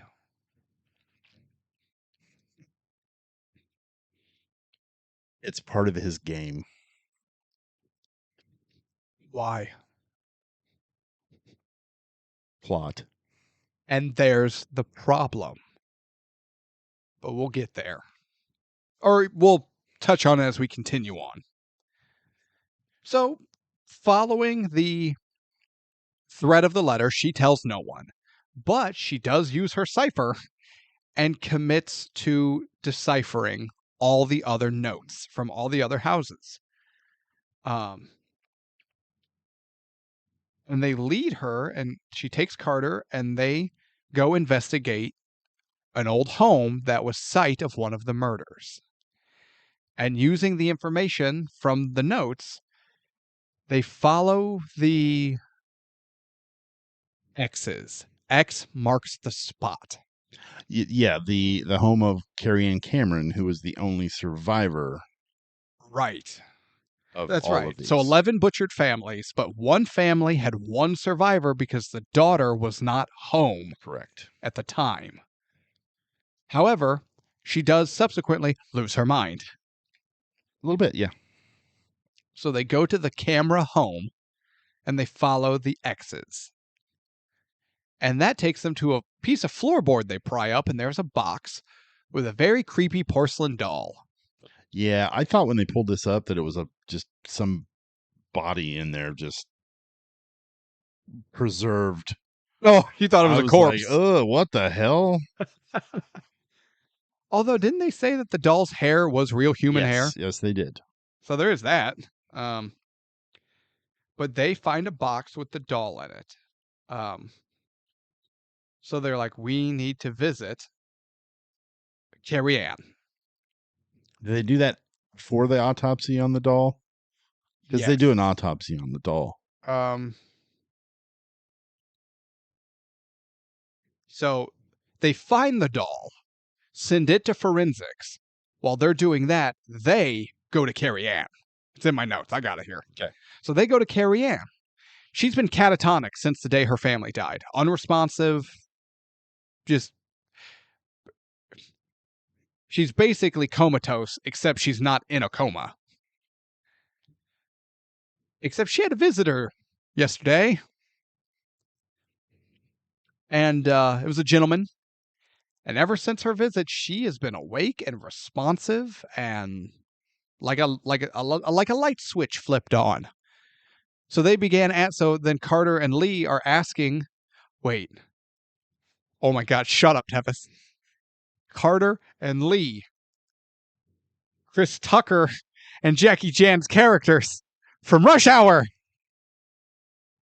Holy shit! Oh my God! This movie would have been better if it had been Rush Hour, Carter, and Lee. Oh my God, I didn't even think of that. It is, isn't it? It is. It's Carter and Lee. Holy shit. Okay. Lee, Carter, Lee, Carter. And that's why you're listening, folks. That's the hot info you were all wanting. I'm sure there's a connection there. There's not a connection there. But they ask the director of the hospital, well, the people who visit, you have like cameras, right? Installed security feeds that we can review, see who visited her. You know what? That's a really good idea. No, we don't. And my only thought, this whole conversation was the director of the hospital is an idiot. Yeah. Because they get the book and see who visited because they check the login. And the person visiting Carrie Ann yesterday was Lee Harker. But that's definitely not Lee's handwriting. No, it's not. And it's definitely the handwriting of the Zodiac, the LongLegs letters, the Zodiac letters. The Zodiac letter. But honestly, I kind of appreciated that it was blatant. Because I feel like a lot of times in movies like this, Carter, the boss, would have turned him in like, why did you visit her yesterday? I didn't visit her. Well, your name's right. You know what I mean? They didn't pull an under Paris and cause unneeded tension between the protagonists. Yeah, some manufactured bullshit. That you're just watching it going, what the hell? Yeah. The only reason that this tension is happening is because one of the people involved is an idiot. Is an idiot. Yes, I was getting ready to say the same thing. So I do appreciate that they both just Carter and Lee both look at her name, Lee Harker, written on the guest log, look at each other and just go, what the fuck? That I liked. Yeah. And then now Carter did ask her, but not in an accusing way. He goes, how does he know your name? And again, they just look at each other and she's like, I don't know. Which granted, as we know, she is now lying to him. Yes, she is. Actually, well, yes and no. No, it's a lie. Well, it depends on how far back you want to take it. It's a lie in the sense that she received a letter from LongLegs to her by name, so he knows her name. Oh, I see what But you mean. Yeah. if you go past that, how does he know her name? How does he know her? How does he know she's on the case? I get your point. Except these questions, which are intriguing, are rendered useless thanks to our buddy the devil, who's not even lurking in the background. He's sitting on the jerk-off chair. Don't mind me, guys. Fap, fap, fap, fap, fap, fap. Pass me that magazine. No. All the pages just unwrap. All the intrigue in this movie is undercut brutally and efficiently, like the murders in this family, because it's the devil. Am I wrong? No. This movie is asking interesting questions and doing it in interesting ways. But they rip the cover off the Satan reveal 23 minutes in is what 23. Yes, thank you. Give me that. So we don't care.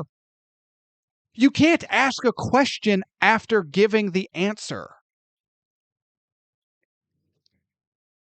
Yeah.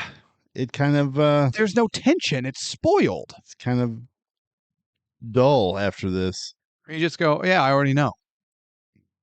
The devil did it. Which is also kind of a lame answer. I was thinking the same thing. Because once we figure out exactly, like, that is exactly what it is, I was like, wait a minute. That's it? Like, that's kind of an easy out. So they talk to Carrie Ann. She gives ominous forewarnings about the man downstairs, the friend of a friend. I had a problem with her accent. Because what is it? Yeah, and she's trying to play simple. She is trying to play simple, And not hard R. No, simple, but just 5th grade, 6th grade level stunned. Which I guess you could argue her character would be. She went catatonic after the murder of her family when she was either 6 months before, right on, or 6 months after her 14th birthday. And actually, it's their 9th birthday. And it's on the 14th month is when they would turn. Oh, the 14th day of that month. That's what it is. So it's 9th year, but it's all their birthdays are on or around the 14th. Yes, that's what it is. And I found that like oddly specific and confusing. Like, see, why? I agreed with that until Harker breaks the code, because she starts looking into the occult and recognizes that when you chart out the murders with the girls' birthdays, it draws a demonic symbol. Right. Which would have been cool. Actually, it would have been cool for two reasons. If A, we saw her actually working on it and figuring it out, because that's cool. And B, we didn't see Satan taking a shit on her toilet and losing the remote in the couch cushions. And he's just bent over, digging around in the couch. Oh, it's stuck on the infomercials.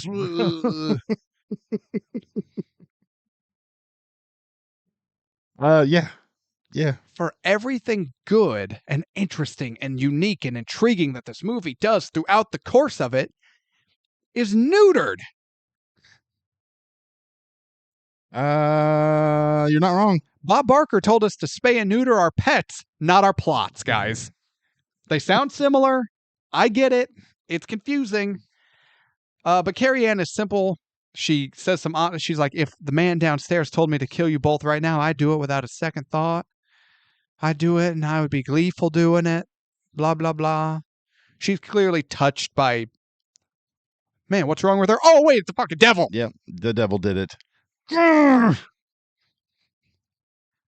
Now, we get the autopsy, the forensics of the doll. They've scanned it. They've tested it. They know that the doll is empty, save one item. We'll get there. It's an empty doll made with expert professional care. This is a beautifully handcrafted porcelain doll in the likeness of Carrie Ann with real human hair. And the only thing they found was something in the skull, in the head of the doll. Yeah, Carter keeps calling it the brain. The brain. They opened the head, pulled the brain out. It is a metal sphere. They tested the sphere. It is hollow. There's nothing to it. It's not weird metal. It's not like it's this weird undocumented metal. There's no markings on it. It's just a metal sphere in the brain, the brain in the head of this doll. But when they put it was almost like a ultrasound wand. Oh, yeah. They put some device that reminded me of an ultrasound wand to the sphere, to the brain, and it whispers. Yeah, because the doctor keeps saying that it sounded like his ex-wife, I think. Because he mentioned, he's like, man, the weirdest thing, when I pulled this out and I was testing it last night, I could have swore it was saying my ex-wife's name. But then again, I've been working a lot of late nights, so the doll is handcrafted with expert precision, with human hair, in the likeness of the child victim. Now, granted, Carrie Ann didn't die, but she was supposed to. Right. She would have. So in the child victim, and has a sphere that when tested, whisper, like it makes it distorts, it's statics, but within that distortion are whispers that are unique to each person hearing it. That's cool. Oh, wait. Devil. I believe the devil did it. Ugh. I was talking to a buddy because he asked, he's like, oh, what movie are you guys doing next? LongLegs. He goes, oh, man, what was up with the weird dolls? And you're like, oh, I haven't watched it yet. Oh, no, it was Oh, you had post. watched It it. was post. And I was like, wait, have you seen it? And he was like, yeah. And I was like, how do I put this? Because my wife actually brought up something that may be true, maybe not. But she was confused, as I kind of was, by his question. What is up with the weird, creepy dolls? Well, the doll is the signature of the serial killer. And its whole purpose is to serve as the transport device for the brain. And he said, what's up with the weird orbs? The orbs are demonic. Now, and my wife brought this point up. She goes, well, he's not religious. I was like, yeah, I mean, obviously we know that. She goes, I don't think he knows as much about the occult as religious people do. Okay. And I was like, you know what? You're probably not wrong. If you're Christian, Catholic, Jewish, Muslim, whatever, Druid, you're bringing Michael Myers back, I don't care. Think about it, though. If you are religious, you read your books, you do the ceremonies, you do the stuff, right? You partake in the religion. You have to, it's like, you cannot believe in God without believing in the devil, or vice versa. You can't be a Satanist that doesn't believe in God. That makes you an idiot. That's fair. You can't be a Christian or Muslim or Jewish. You can't be religious in God and not believe in the devil. Now you're picking and choosing what parts of the Bible you want to believe in. It's not a charcuterie board. Charcuterie board. You can't just pick and choose. It's not a buffet. You have to accept all or nothing. Otherwise, you're not actually religious. You're probably just an asshole who screams hate at people for no reason while claiming to be religious. There's none of that. No. People wonder why I don't like Christians. And I am a Christian. Freaking Christians ruining Christianity. Do you know how pissed? I believe this wholeheartedly. Every ounce of my soul. When Jesus returns, he is going to be pissed. He's going to take like 4 people with him, and that's it. You're going to be like, you idiot. What did I tell you? Did I say be a bunch of hate mongers? Did I say be exclusionists? No! Never mind. I'm not going down that rabbit hole. Yeah. And then he's going to look at the picture of him on the wall and be like, who the fuck is this guy? I'm not Obi-Wan Kenobi. Hello there. But you're also kind of taught, depending on your specific branch, some more than others, but they all touch on it, to be wary of the tools and the lures of the devil. You are taught to keep an eye out for signs of the occult. It's just built into the process. I get that. So Anna mentioned that. I was like, that's actually a fair point, which sounds crazy at face value, but we're told you don't mess with Ouija boards. You don't try to contact the spirits. You leave the dead dead. And if you go into paranormal, I wish Jason were here. Oh, yeah. I have been talking to him, and he has seen LongLegs. So I'll try to get with him and see if we can do a LongLegs revisit. That'd be all right. Because I definitely want to pick his brain on this one. But dolls, at this point, especially thanks to Hollywood, dolls actually are a common tool for the occult. When you think of like Annabelle, right? But the real life Annabelle is a rag doll, Raggedy Ann doll. True. But even go back as far as you want. Voodoo dolls, it's a doll. Yep. There are dolls in some form or fashion, little wicker dolls that people burn in certain, what's the word I'm looking for? Certain religions that are deemed, the neighbor across the street, it's got written on his van.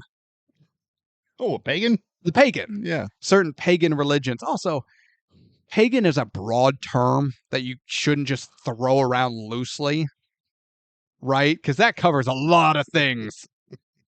Anywho. He's a Viking as well. Right, but Nordic or Viking paganism is not the same as... But he's a Viking. Sure. Technically speaking, thanks to the DNA work I've had done, I'm a Viking. No, genetically. Oh, okay. No, my ancestors. Oh, okay. Were Vikings. That's cool. Yeah. Mine were assholes, I think. I don't know. Well, that is almost assured. But when you look into it, Keep firing, assholes. Keep firing. It's just a bunch of Tevises. Tevis' whole family tree is just working. How many times are we going to reference Spaceballs in this episode? I was wondering if you were going to bring that up. Well, I hope you don't think I wasn't catching it. I didn't know. Shut up. But dolls are frequently used in the occult. Now, you want to get into the minutia of what is the orb? What is the brain inside the doll that is whispering whatever it is it's doing? The conduit? The conduit. But that's what it is. Yeah. And that's all it is. And that's honestly as far as it needs to go. Is we know these orbs are being provided by the devil when he's not raiding Lee Harker's fridge for leftovers like an asshole. World's worst roommate. He doesn't replace the toilet paper when he uses it up. He leaves the cap off the milk on the counter like a dick. Right? Because we see him do it. He's right there. But we've got the conduit. So when he's asking, because I asked, I was like, wait, did you? Because he was asking me what was up with the dolls, what was up with the orb, the metal ball. I was like, did you watch this movie? Yeah. Because they explain it enough. But if you really want to get into like the history of dolls in occult use and rituals and blah, blah, blah, again, that would be a Jason question, which I do want to ask. I could get his ass back in here. But it's just occult stuff, which again, all the tension and the suspense and the wonder are removed because we already have the answer.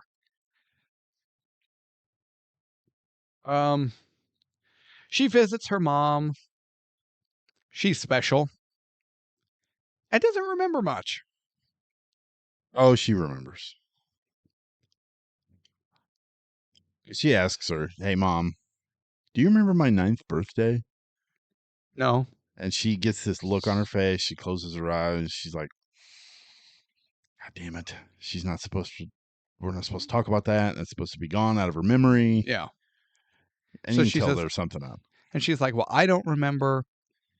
And you're not supposed to remember. But as my memory went, I started collecting more and more things. Because as you look in the mom's house, she's a hoarder. Oh, she's a hoarder. And she Hardcore. mentions how the clues that Harker is looking for, they got to be around here somewhere. Her room is exactly how it was, with everything in it. Hold on. And her mom keeps saying the phrase, "You were allowed to grow up." Yes, she does. I forgot about that. And that's weird. That is weird. And then Lee goes to her room and finds the pictures she took on that day from the beginning of the movie of LongLegs. And she is able to take those to Carter, be like, this is our guy, we got to find him. I absolutely love this moment. Which moment? The flashback to LongLegs standing back up from him bending down. Mm-hmm. And then Lee's mom comes running over. She's like, "Who are you and why are you talking to my kid?" Yeah. Like a parent would. Yeah. But then he starts to do this weird, like, hand thing And singing. and breaks out into song. Oh my God. It's so odd And Mama takes and unsettling. Lee back inside and gets a shotgun, which is also a reasonable and understandable response. Yeah. But man, Nicolas Cage in this role, and then especially in this moment, I thought was phenomenal. I'm not a Nick Cage guy, Me either. but I liked him in this because for the most part, and I'm going to get there, he doesn't go full Nick Cage with it. Yeah, that's fair. That's a fair assessment. God,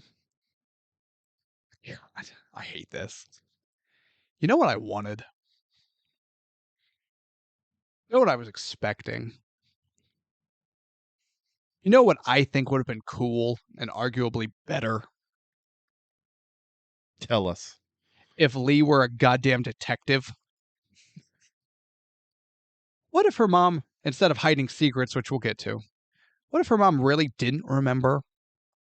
She blocked it, she repressed it, outside forces were preventing her? Whatever the answer. And that memory block manifested in her hoarding. And then we actually saw Lee digging through the years of memories at her mom's house. putting it together like a Clarice would have?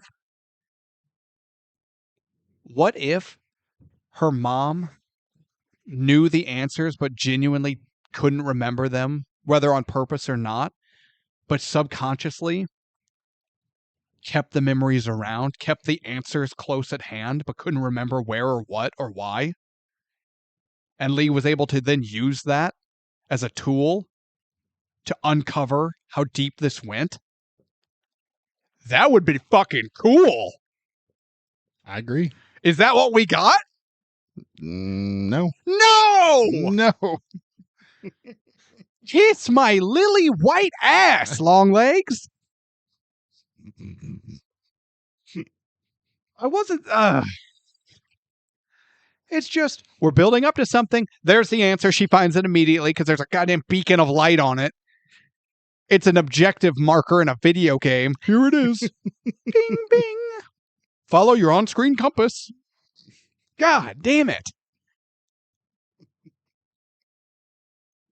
They find the photo, takes it to Carter. They bring him in. They question him. Lee doesn't. Other agents question him in a room and record the tape, and then show the tape to the greater task force, Lee included, that were working on the LongLegs case. As he's just sitting there looking horrible. Yeah. They have the worst possible expression when they pause that film. Yeah. His hair and his skin on his face are bleach white. He appears to have undergone multiple really bad cosmetic surgeries, but his eyes like are bloodshot, and his lip, like, because he's so pale, the red of his lips and his gums and the veins in his eye like are accentuated. Like, he is an off-putting motherfucker. Oh yeah, he looks frightening, and I love it. I did too. And he spends the whole time they're questioning him or trying to. When do I get to talk to Lee? Is Lee coming? Is she going to see this tape? Happy birthday. And he sings happy birthday to her. And it's so god awfully unsettling. Again, yes, unsettling. His whole performance, unsettling. And I love it. It's so good. It's so good. And Lee talks to Carter. Because Carter doesn't want her to go down there. Rightfully so. She goes down anyway. And they have a dialogue. It's honestly nothing about nothing. He says nothing. Yeah. This is a wasted moment. He talks kind of just word salad almost, and talks about the Mr. Downstairs, and but not in any meaningful way. No. Except because the rug was already pulled off that plot, and we all tripped and fell down the stairs right into his lap. We know who Mr. Downstairs is. Yes, we do. Cool. Then he gives her a message, some script, I guess, and then repeatedly bashes his head on the metal table in the interrogation room, and we watch him beat himself to pieces. Yeah. And he dies. He crushes his face. And God awful. I think it was when his upper gums come out. I just went, oh!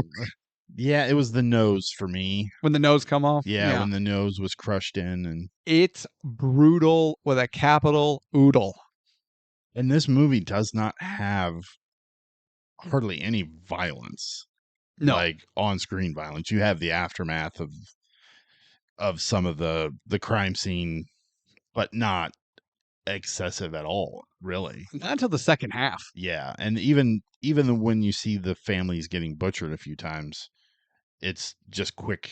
It's quick X, hits, and they're kind of off screen behind a doorway a little bit. Yeah. Nothing really as brutal as this moment. And it kind of It kind of took me back. I was like, holy God. Definitely not expecting it, No. but it feels random. I'm not against this being the big violent moment.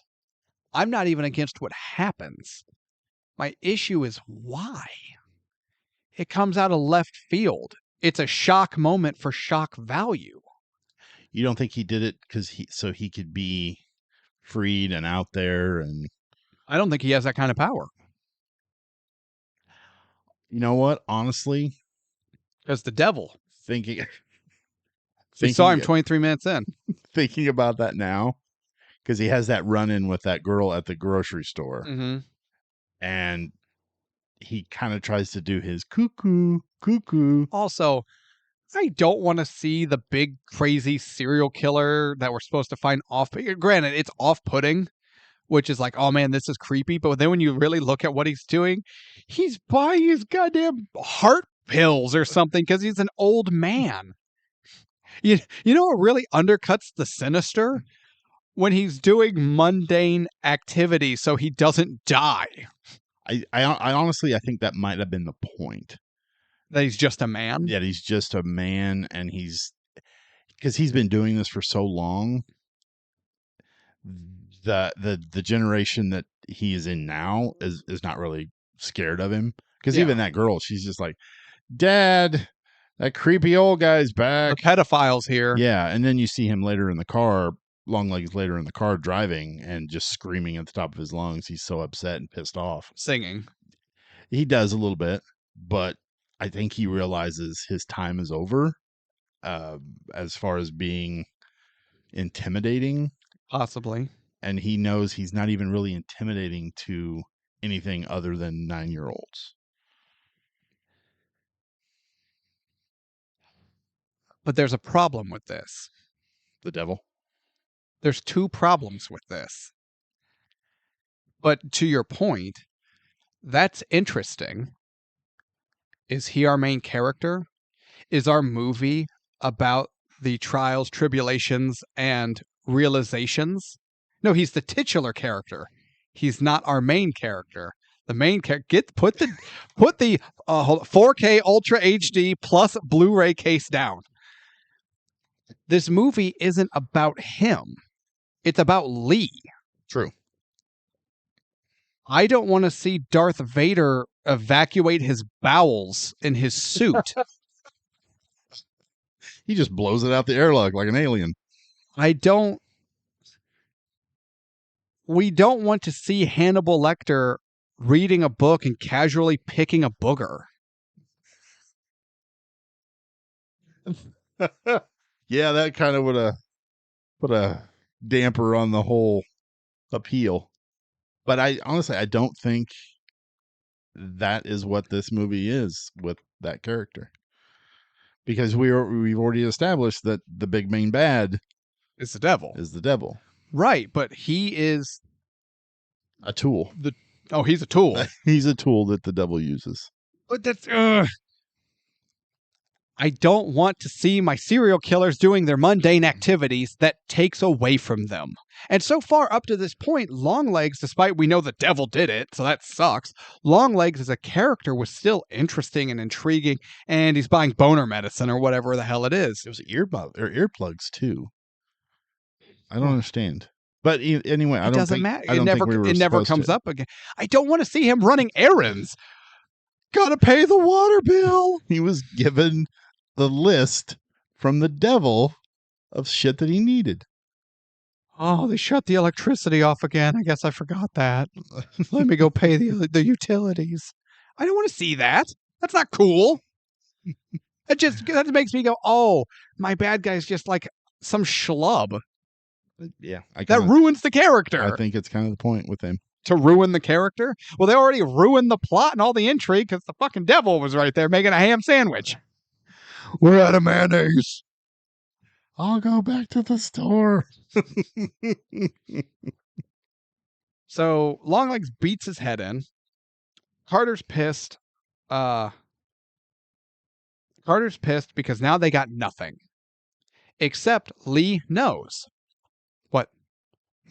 You keep shoving the thing in my Oh, face. no, sorry. What am I looking at? LongLegs. I got it. I was just touching the Stop DVD. touching things.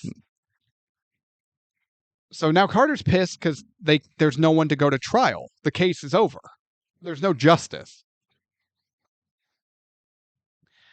Lee's not so sure.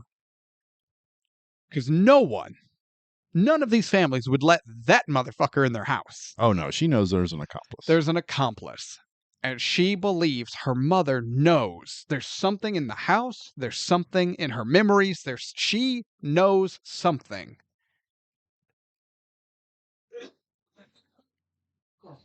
Goddamn, Doc Holliday. I'm dying. The tuberculosis. I have yet begun to defile myself. I have not yet begun to defile myself. Unlike what we watch LongLegs do, and it really just undermines the character. No, final time, LongLegs buying heart medication or whatever undermines character. Moving on. It was protein powder. He was trying to bulk up. Working on them gains to be scary. Yeah. Lee knows her mom's knows something, so she and a female detective we have seen a couple of times throughout the movie goes with her, and Lee's like, I'm just gonna go in. We have to officially bring my mother in for questioning. Please let me just go talk to her. I'll bring her back. I don't want this to be like a big thing. Which is reasonable. Yeah. And the other detective was like, no problem. I will wait in the car. Call if you need me. Lee goes in the house. House is empty. Although in the background, under a tarp, is definitely the front end of a station wagon that we have seen a few times. Oh, yeah. LongLegs. And I went, fucking there it is. Then Lee's mom walks up from behind the car that the detective is in with her shotgun. This part was cool. Double barrel shotgun, old side by side. Double taps her. Yes, she does. In the head. When you get the shot of the camera is kind of in the passenger seat, pointed up at the detective in the driver's seat, and you can see in the back window of the car. Mm. And you're just kind of focused on the detective. And then all of a sudden there's movement. It's like, oh shit, I didn't even see her standing there. Oh, she just shows up like an apparition. Yes, that freaked the shit out of me. But then you get the shotgun blast. Lee is in the bedroom or in the house looking out a window. And as she turns, she hears the shotgun blast. She turns around. And in the back of that room, in the glass, you see the shadow of the horned figure. Who's that? Shut up. Stop. There's no reason to do the background moments when you do a foreground moment. There's no reason to hint when there's already been a reveal. And they do it again later. I know. Shotgun goes off. Lee starts to remember something, but then runs outside with her gun. Sees her mom. Mom, what the hell? Lee begins to remember more and loses consciousness. Yes, because her mom blows the head off of that doll that was Lee's doll. So we learn there was a doll made of Lee. And the mom puts a shotgun in it, takes it out, causing Lee to fall unconscious. What we get next is undoubtedly, by any metric, the worst part of this movie. The ending? No, right before the ending. Okay.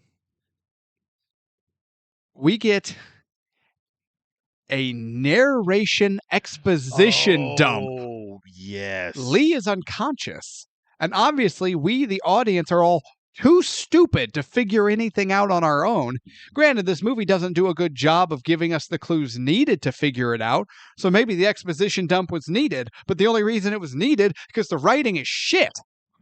Yeah. We get a narrated exposition dump from the mother. As we learn, she makes a deal with LongLegs to spare Lee's life. But in order to do that, LongLegs makes the doll and the letter, gives them to Lee's mother. Lee's mother pretends to be a member of the church, generic church, I don't know, and then dressed as a nun of some description, has a bonnet and all that, goes to the target family's homes saying they won a raffle at the church and their child won this doll. Would it be okay if she came in? She comes in, is there with the family as the child unwraps the doll. The evil from the brain and the doll take over. The devil's in the home. The devil makes the father kill the family, then kill himself. All the while, Lee's mom has to, part of the deal, part of her punishment, she has to sit in the home and wait for the destruction of the family to make sure it happens and that it happens the way it is supposed to, going back to weapon choices. Then leaves the note and breezes out as if no one were ever there. I kind of forgot about this exposition because she does it in a way like she's telling the story to her daughter, who is unconscious. Well, because it was almost like a bedtime story to her younger daughter. Because she says, once upon a time, there was a little girl named Lee. And I was like, ugh. What in the hell are we doing? This is awful. This was awful. It's stupid. It's borderline nonsensical. The movie already derailed, but as far as pacing, as far as tension that may or may not have still been there, as far as anything, train is off the tracks. It's crashed and blew up a town. People are dead. We're watching it on the news. It hit the nitroglycerin plant. And it's just done. We are now the build up to our climax is a narration exposition dump. Are you fucking kidding me? Yeah, yep, that's what we got. Then we learn Carter's daughter has a doll, and that Lee's mom is gonna deliver it because Carter's next. The Carter family is next. Lee wakes up. There's a phone call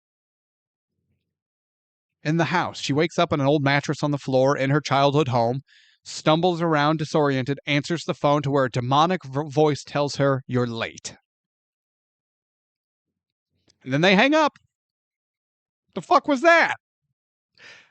She's late. Late for the party. Because she got invited to this party a while ago. She was invited to the birthday party. She gets there in time to see the mom deliver the doll and see the doll's effects on the family. The daughter becomes enraptured with it. Can't stop holding it, can't stop playing with its hair. You see all of a sudden weird bickering between Carter and his wife. He blatantly threatens her multiple times that she doesn't catch. It's real stupid. They go in the kitchen to get the cake. Carter murders her with a knife, comes out to murder Ruby, the daughter.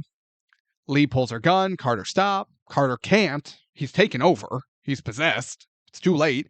She kills him. Then the mother's like, "What are you doing?" Blah, blah, blah. Lee kills her. Takes Ruby, goes to shoot the doll, but can't force herself to pull that trigger. Or no, tries to. She's out of ammo. But it's like she's out of ammo. Yeah. But she's using like a Beretta. Yeah. So I'm like, which holds like 15 shots. You shot like 3 times. Max. Yeah. She's out of bullets, but the devil, I don't know. Yeah. So the doll's still, Ruby's doll is still out there. Devil's got his finger in the barrel. In the barrel. Bugs Bunny style. Yeah, absolutely. Probably. She takes Ruby, they escape. Remember I said I like Nick Cage in this movie because he didn't go full Nick Cage? Yeah. Except now, over the credits, he goes full Nick Cage. As it cuts back, as Lee and Ruby escape, it cuts back to the footage, the 25-minute recording they had of LongLegs before he kills himself. And he begins singing and kind of doing weird motions, and then blows a kiss and winks at the camera. Yeah, and says, "Hail Satan." Hail Satan! What the fuck was that? I don't know. Stupid! Unnecessary! Dumb! Idiotic! Moronic! I hate everything!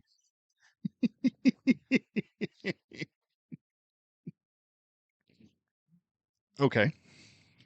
Are we there? Unless you have any thoughts. No, the only thing I wanted, when Lee goes to the party and the door opens late. and Shut up. Carter lets her in. Yeah. And he closes the door, that you see the devil in the glass, reflection in the glass again. But you were talking about the tension between Carter and the wife. Yeah. And you could see it's not even like building. It just is. It just is. Yeah. She says something about having to cut the cake, and he's like, "Of course I'll have to fucking cut the cake. That's what we gotta fucking do. You want me to fucking cut the cake? Let's go in the kitchen." She's like, "Oh, okay, well, let's go in the kitchen. I'll be right back." He's like, "No, I'll be right back. You're gonna be in the fucking kitchen. You're staying in the kitchen." Yeah. And I'm just like, God damn, this thing works quick. This sucks. But I'm okay with it working quick, but this is so ham-fisted. Kinda, yeah.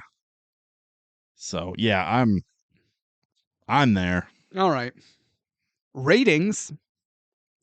IMDb 6.7. Rotten Tomatoes 85%. Damn. That's high. Oh shit. Hold on, I forgot I have to pull this up. Sorry, Tevis, you have to edit this out. I ain't editing shit. Hold on. Okay. Review time. Ebert.com. It may be disappointing that it doesn't land with the same force promised by viral marketing. They're saying, hey, this movie said it was Silence of the Lambs. Hey, I watched this movie, and it's not the Silence of the Lambs. 2.5 stars. 2.5. 2.5. Okay. The LA Times, and this was long, but I liked the whole blurb, so I took a picture of it instead of writing it out. Watching it feels like a riddle. The film itself a code to crack, and by the time it's done, the whole puzzle has not yet been solved. But that's okay. Understanding everything is not the point in a film that offers such a delicious roller coaster ride of bad vibes. Just jump on board and let Perkins guide the way. The journey is more than worth it. The LA Times was raving about this movie. Raving. Okay.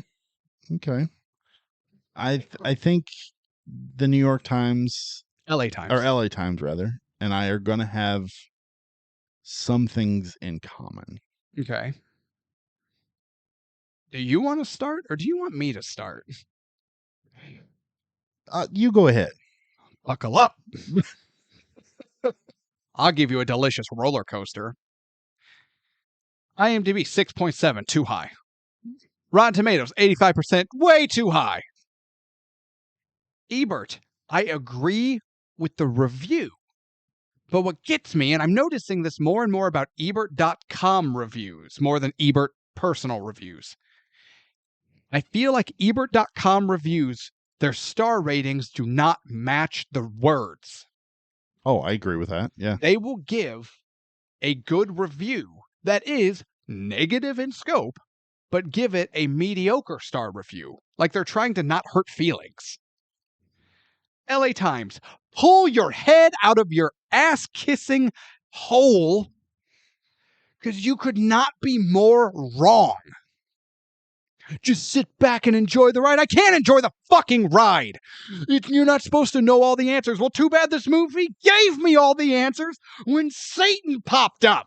immediately. There's not even a guess.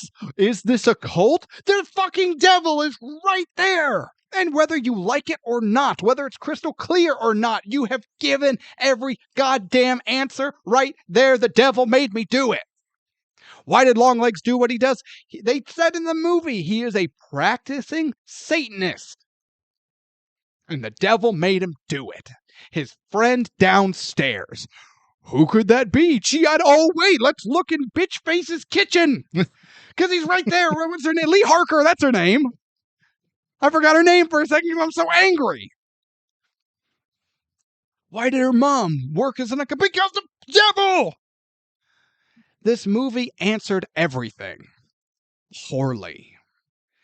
This movie does multiple things well. Unfortunately, those things are not connected and are ruined by everything else that it does poorly. We get an interesting character in Lee Harker. We get an interesting villain and setup in LongLegs. Then we get into the mom, not her being an accomplice. That sucks. That part sucks, but her memory may not be there. There's hoarding, detective work. There's memories in this house. Something happened that day that no one can remember, and Lee has just got to figure it out. That's cool. Too bad that's not what we get. We just get shit for minutes on end. And then there's a hint of something cool, or there will be a moment that was cool, and then just vast chasm of trash. This movie falls so hard in our category of the foundation was there. There was something genuinely cool and interesting and tense here that they just dropped the ball on as soon as they started fleshing out the script.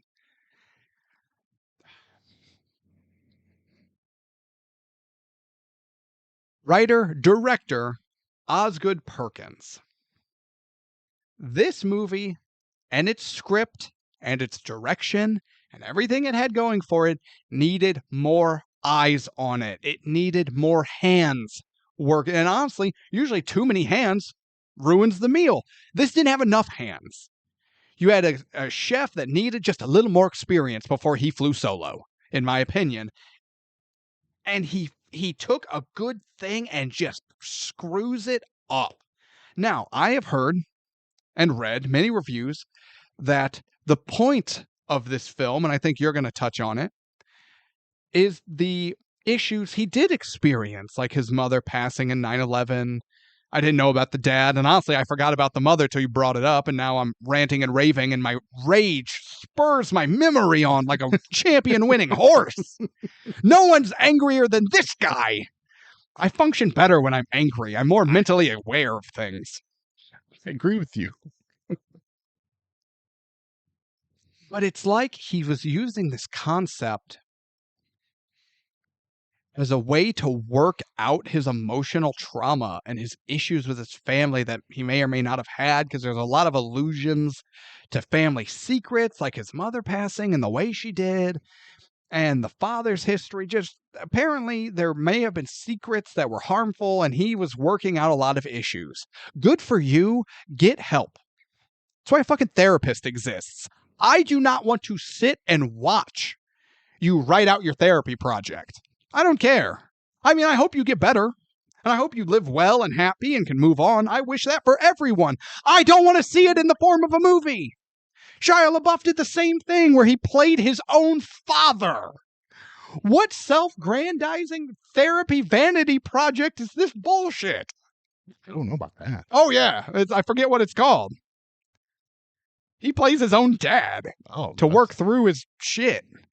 Work through your shit, that's fine. It doesn't need to be a multi-million-dollar movie.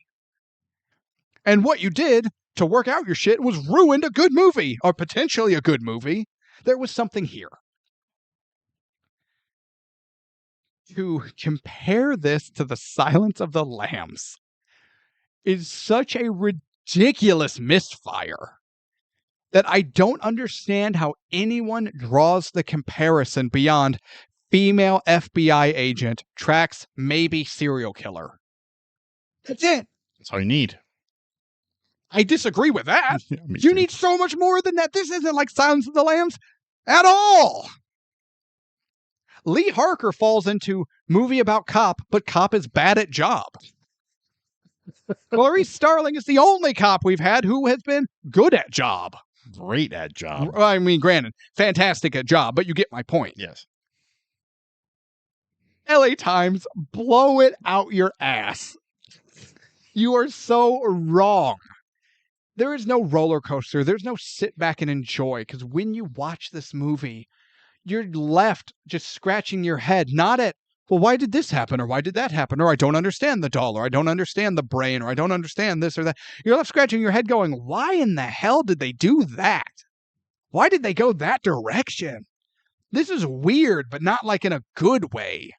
The LongLegs character is weird in a good way. This movie as a whole is weird, and I feel like I'm just watching a cascade of bad decisions. It's like Silence of the Lambs. No, it's not. No, it's not. And at this point, I might just get physically violent with anyone who comes up to me and says, hey, it's like Silence of the Lambs. I will fight you. LongLegs. Is it worth the ticket price? Absolutely not. I will never watch this steaming turd again. And honestly, I'm about as disappointed in it as I am in The Last Voyage of the Demeter. Leading up to this, I even told my wife after we watched it, I don't think I'm as disappointed as I was in Last Voyage, but now we've talked about it, and now I think I'm just as, if not more disappointed, because I'm angry. And now the more we talk about it, the more I realize how stupid this all is. I could talk about bad writing decisions and devils making sandwiches all day, but I've given my answer, and I've taken up enough time. Tevis, what are your final thoughts? LongLegs. It's a lot like Silence of the Lambs. We're experiencing technical difficulties. Da, da, da, da, da. Okay. Where do I start? When I first sat down and started this movie, I was so worried that it was going to just be a Silence of the Lambs copycat. And that's not what I wanted. When I finished this movie, I was like, okay, it's not a Silence of the Lambs copycat. But this is not what I wanted. Come to find out, this is more of not what I wanted. But okay, okay. This movie borrows a lot of ideas heavily from Silence of the Lambs, Seven, Zodiac, the 70s horror films like The Omen or Amityville Horror. But it kind of felt like it took all of those ideas and just threw them in a bowl and stirred it up a little bit and was like, let's put it on the pan. There's our movie. Mm-hmm. After this movie was over, I hated it. Because there it is. I was so anticipating this, and even when we first get our first glimpse of LongLegs as the character, I was like, oh, this is cool. And then the buildup of Lee Harker is a good character. Mm-hmm. Was a good character. And what's her name? The actress. Micah Monroe? Micah Monroe was phenomenal as this character. Nick Cage was phenomenal as LongLegs. Was Alicia Witt was great as the mom. Oh, okay. Yeah. I loved her portrayal of Ruth. And then you get this rug pulled out from under you of it doesn't matter. None of this matters because the devil. It felt very cheap. and kind of an easy out. So after I watched it, I hated it. But then a few days had passed and I got to thinking about it more, and it stuck with me. Different moments of the movie stuck with me. Mm-hmm. And we were actually supposed to record on Wednesday. Yes. And, well, no, not Wednesday, Monday. Sorry, on Monday. Or Sunday, rather. Pardon me. We rescheduled a couple we times did. on this one. Wednesday, I was fucking exhausted from working like 14 hours almost. Baby. But Sunday, I wanted to reschedule because I wanted to watch this movie again. Sure. So I did. I watched it again. Didn't hate it quite as much. Why did you watch it again? This is a 4K Ultra HD and Blu-ray copy. And Blu-ray copy. I have the 4K in my... And you let me borrow the Blu-ray. And I let you borrow the I see, Blu-ray. asshole. Yeah. I see how it is. Yeah. So I watched it again. I didn't hate it as much the second time. So after I was exhausted on the day we were supposed to watch it, I watched it one more time yesterday. Okay. There are moments of this movie that are phenomenal. With stupid seasoned in, but just the Nicolas Cage moments are outstanding. They are. I will watch this movie again just for those moments and those moments alone. So I'm going to do something a little different.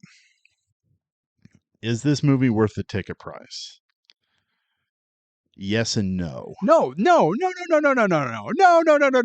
Hang have on. to give an answer. I will give an answer. This movie, the plot makes sense? No. Does it do some stupid things? Yes. But it leaves a feeling of dread almost throughout the first half of this movie. The cinematography is phenomenal. It's a beautiful movie. The scares, is it a scary movie? No.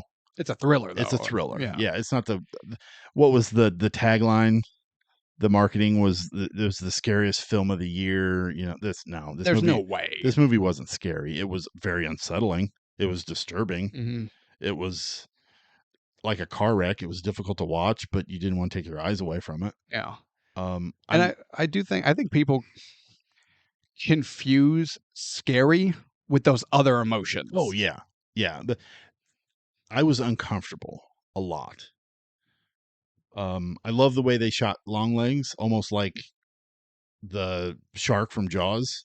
You get glimpses of him every once in a while until the very end where you get the full reveal. I thought that was very well done. And this movie made me think of like parents keeping secrets from their children to protect them. And you kind of look at your parents, you think they're the greatest of all time. And then you get a little older and you're like, oh, well, I learned some things and I realized my parents weren't as wholesome as I thought they were, or had my best interest in mind maybe the whole time. Sure. Kind of thing. So I kind of took that away from it a little bit. Just for the way this movie made me feel, I'm going to say this is worth the ticket price. So, final answer. Is it or is it not? If you're going into this movie for plot. No, I need a final answer. This whole little bit of column A, a little bit of column B. No, it's one or the other. We are the only show on the internet that answers the question that matters. This is a charcuterie board. No. I'm picking and choosing. No. I will not let our show devolve into him hawing and maybes. No him hawing. You have to pick a camp. Okay. I am in the camp. This movie has flaws. This movie has a lot of flaws. But this movie stuck with me in so many different ways. Just for that reason, I'm going to say it's worth the ticket price. Wrong. Incorrect. See, and you said how this movie has great moments with stupid moments sprinkled in. You got it backwards. Has great moments sprinkled in. On top of a whole lot of stupid. Depending on that, yeah, okay. There's a few. Yeah, I'll give you that. Well, this movie's about, the evils of the world and how parents do their best to protect their children, but, keep things from them that might end up ultimately doing more harm than good, and da-da-da. Keep your therapy session on the couch. And if that's what you want your movie to be about, do a better job at it. This movie is objectively bad as a movie. Nick Cage was great. That's where I'm at. Great. Wait, are you saying this movie is worth the ticket price off of a single performance? Yes. Two performances. Yeah, and cinematography. But okay, hold on. And great mood. And yet, you will not take your bias away and use those exact criteria on The Patriot. No, because that movie is trash all the way through. No, it's not. Yes. You have great performances. 2 great performances. 3 great 4 great 4. General Cornwallis. Tom Wilkinson. Fine. Jason Isaacs. Okay. Mel Gibson. Yes. And then Heath Ledger. Joker McSuicide.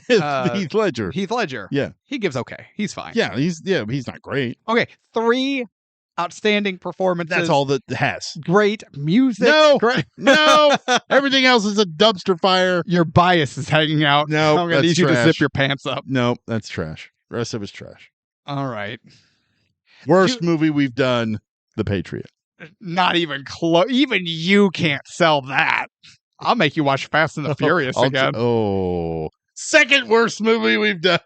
Black Adam.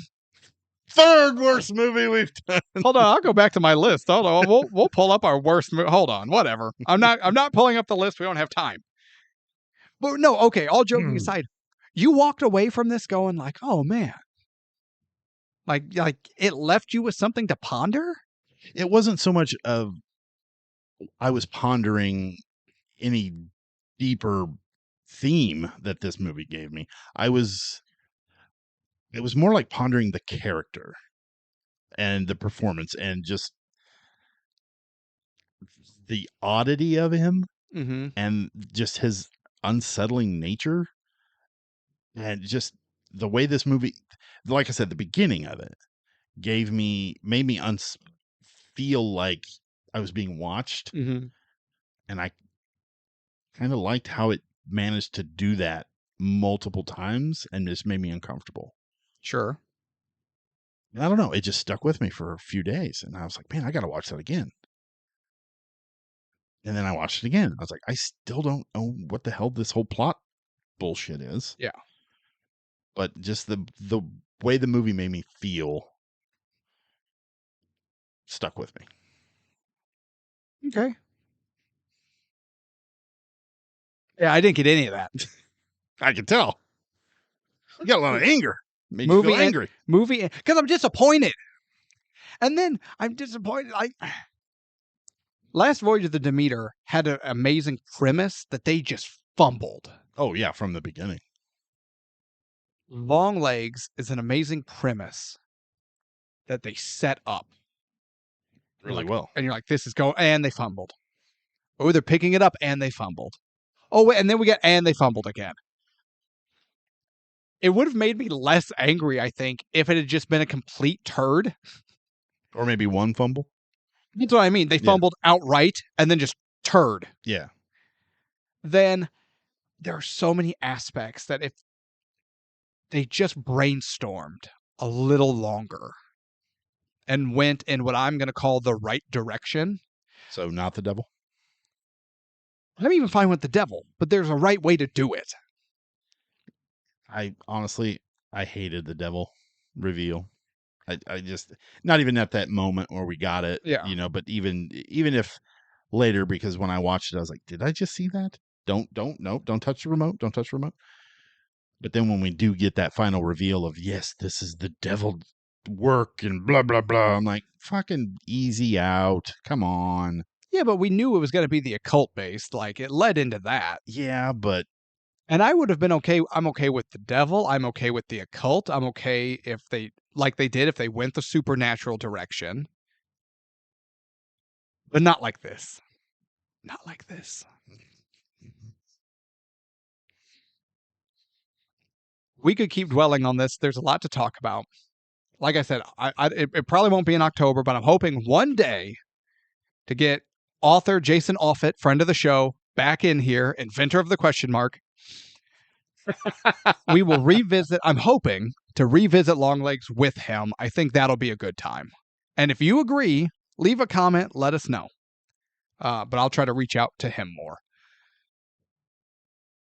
All right. Moving on. Or otherwise, I'm going to sit here and just blast this movie. And I have to go home. So, Tevis, tell the people, because we're not drawing from a hat. October month continues. What is our next scary movie? our next movie for October, we are doing 2016 Don't Breathe. That's familiar. I know I haven't seen it because I don't do horror movies. Is this the one with the blind guy? Yes. Okay. Our man, Stephen Lang. Ant-Man. No. Oh, Ant-Man's dad. Yeah, Ant-Man's dad. What? Well, wait, this will mark third appearance. Third. Yeah. Getting there. 4 is the record. And it was directed by, what was his name? Damn it. Fede Alvarez. Should I know that name? He did the remake of Evil Dead, Oh, okay. and then the new Alien Romulus movie. That's not selling it. That's a shithole. Although the remake of Evil Dead, wasn't that pretty panned? I didn't watch that either because I've seen the original Evil Dead. I liked it. I liked Did it you? a lot. Okay. Yeah. I thought it was really good. Maybe we'll do a showdown of Evil Dead. That would be all right. I'd be up for that. Have you ever seen the original? I've seen parts of number 2, I think. So no. But no. Okay. Yeah. Oh, and I don't know which ones. I don't know if it was Evil Dead 2 I saw or it was Evil Dead 1. I can't remember. But Were there a group of friends or was it Ash and his girlfriend? again, Okay. parts. Not that it matters. Yeah. But I would 100% be up for a showdown. Okay. But just give me an excuse to watch Evil Dead. And I think I own the Evil Dead remake. Probably. You probably own the Evil Dead original and don't know it. That's a possibility. All right, so tune in next week as we look at Don't Breathe as October continues to truck along. Thank you all so much for listening. I hope you were playing bingo. Let us know if you got bingo or not. Put down in the comments favorite moments, funny moments, recommendations for other movies. We love reading your guys' feedback. Always a good time, even the mean ones. Especially the mean ones. Except, don't be mean to me. I mean, be mean to Jake. We ought to just do an episode where we do like mean tweets. We read mean tweets. Oh, we just read the mean comments. That would be funny. That would be funny. All right. I'm Jake. That's Tevis. We are Ticket Price. This has been LongLegs. Apparently, you'll just have to watch it for yourself to determine if it's worth the ticket price or not. 50-50 here. If you have watched it, let us know what you think in the comments. If you haven't, and you do end up watching it, let us know what you think. I don't think it's worth the ticket price, guys. I think we can just move on with our lives. Tevis has no life and nothing to move on with. I'm going to go watch LongLegs again. God damn it. Okay. Tune in next week for Don't Breathe. All right. What? Cuckoo. Yes, I need to buy my heart medication because the devil is taking quite a toll on my heart. Would you like a doll? I just need some of your hair. Dad. I promise I won't jerk off with it. That creepy guy's back. I'm just here for my heart medicine. Get out of here, you pervert. I need my heart medicine. As always, Be good to yourselves. Be good to each other.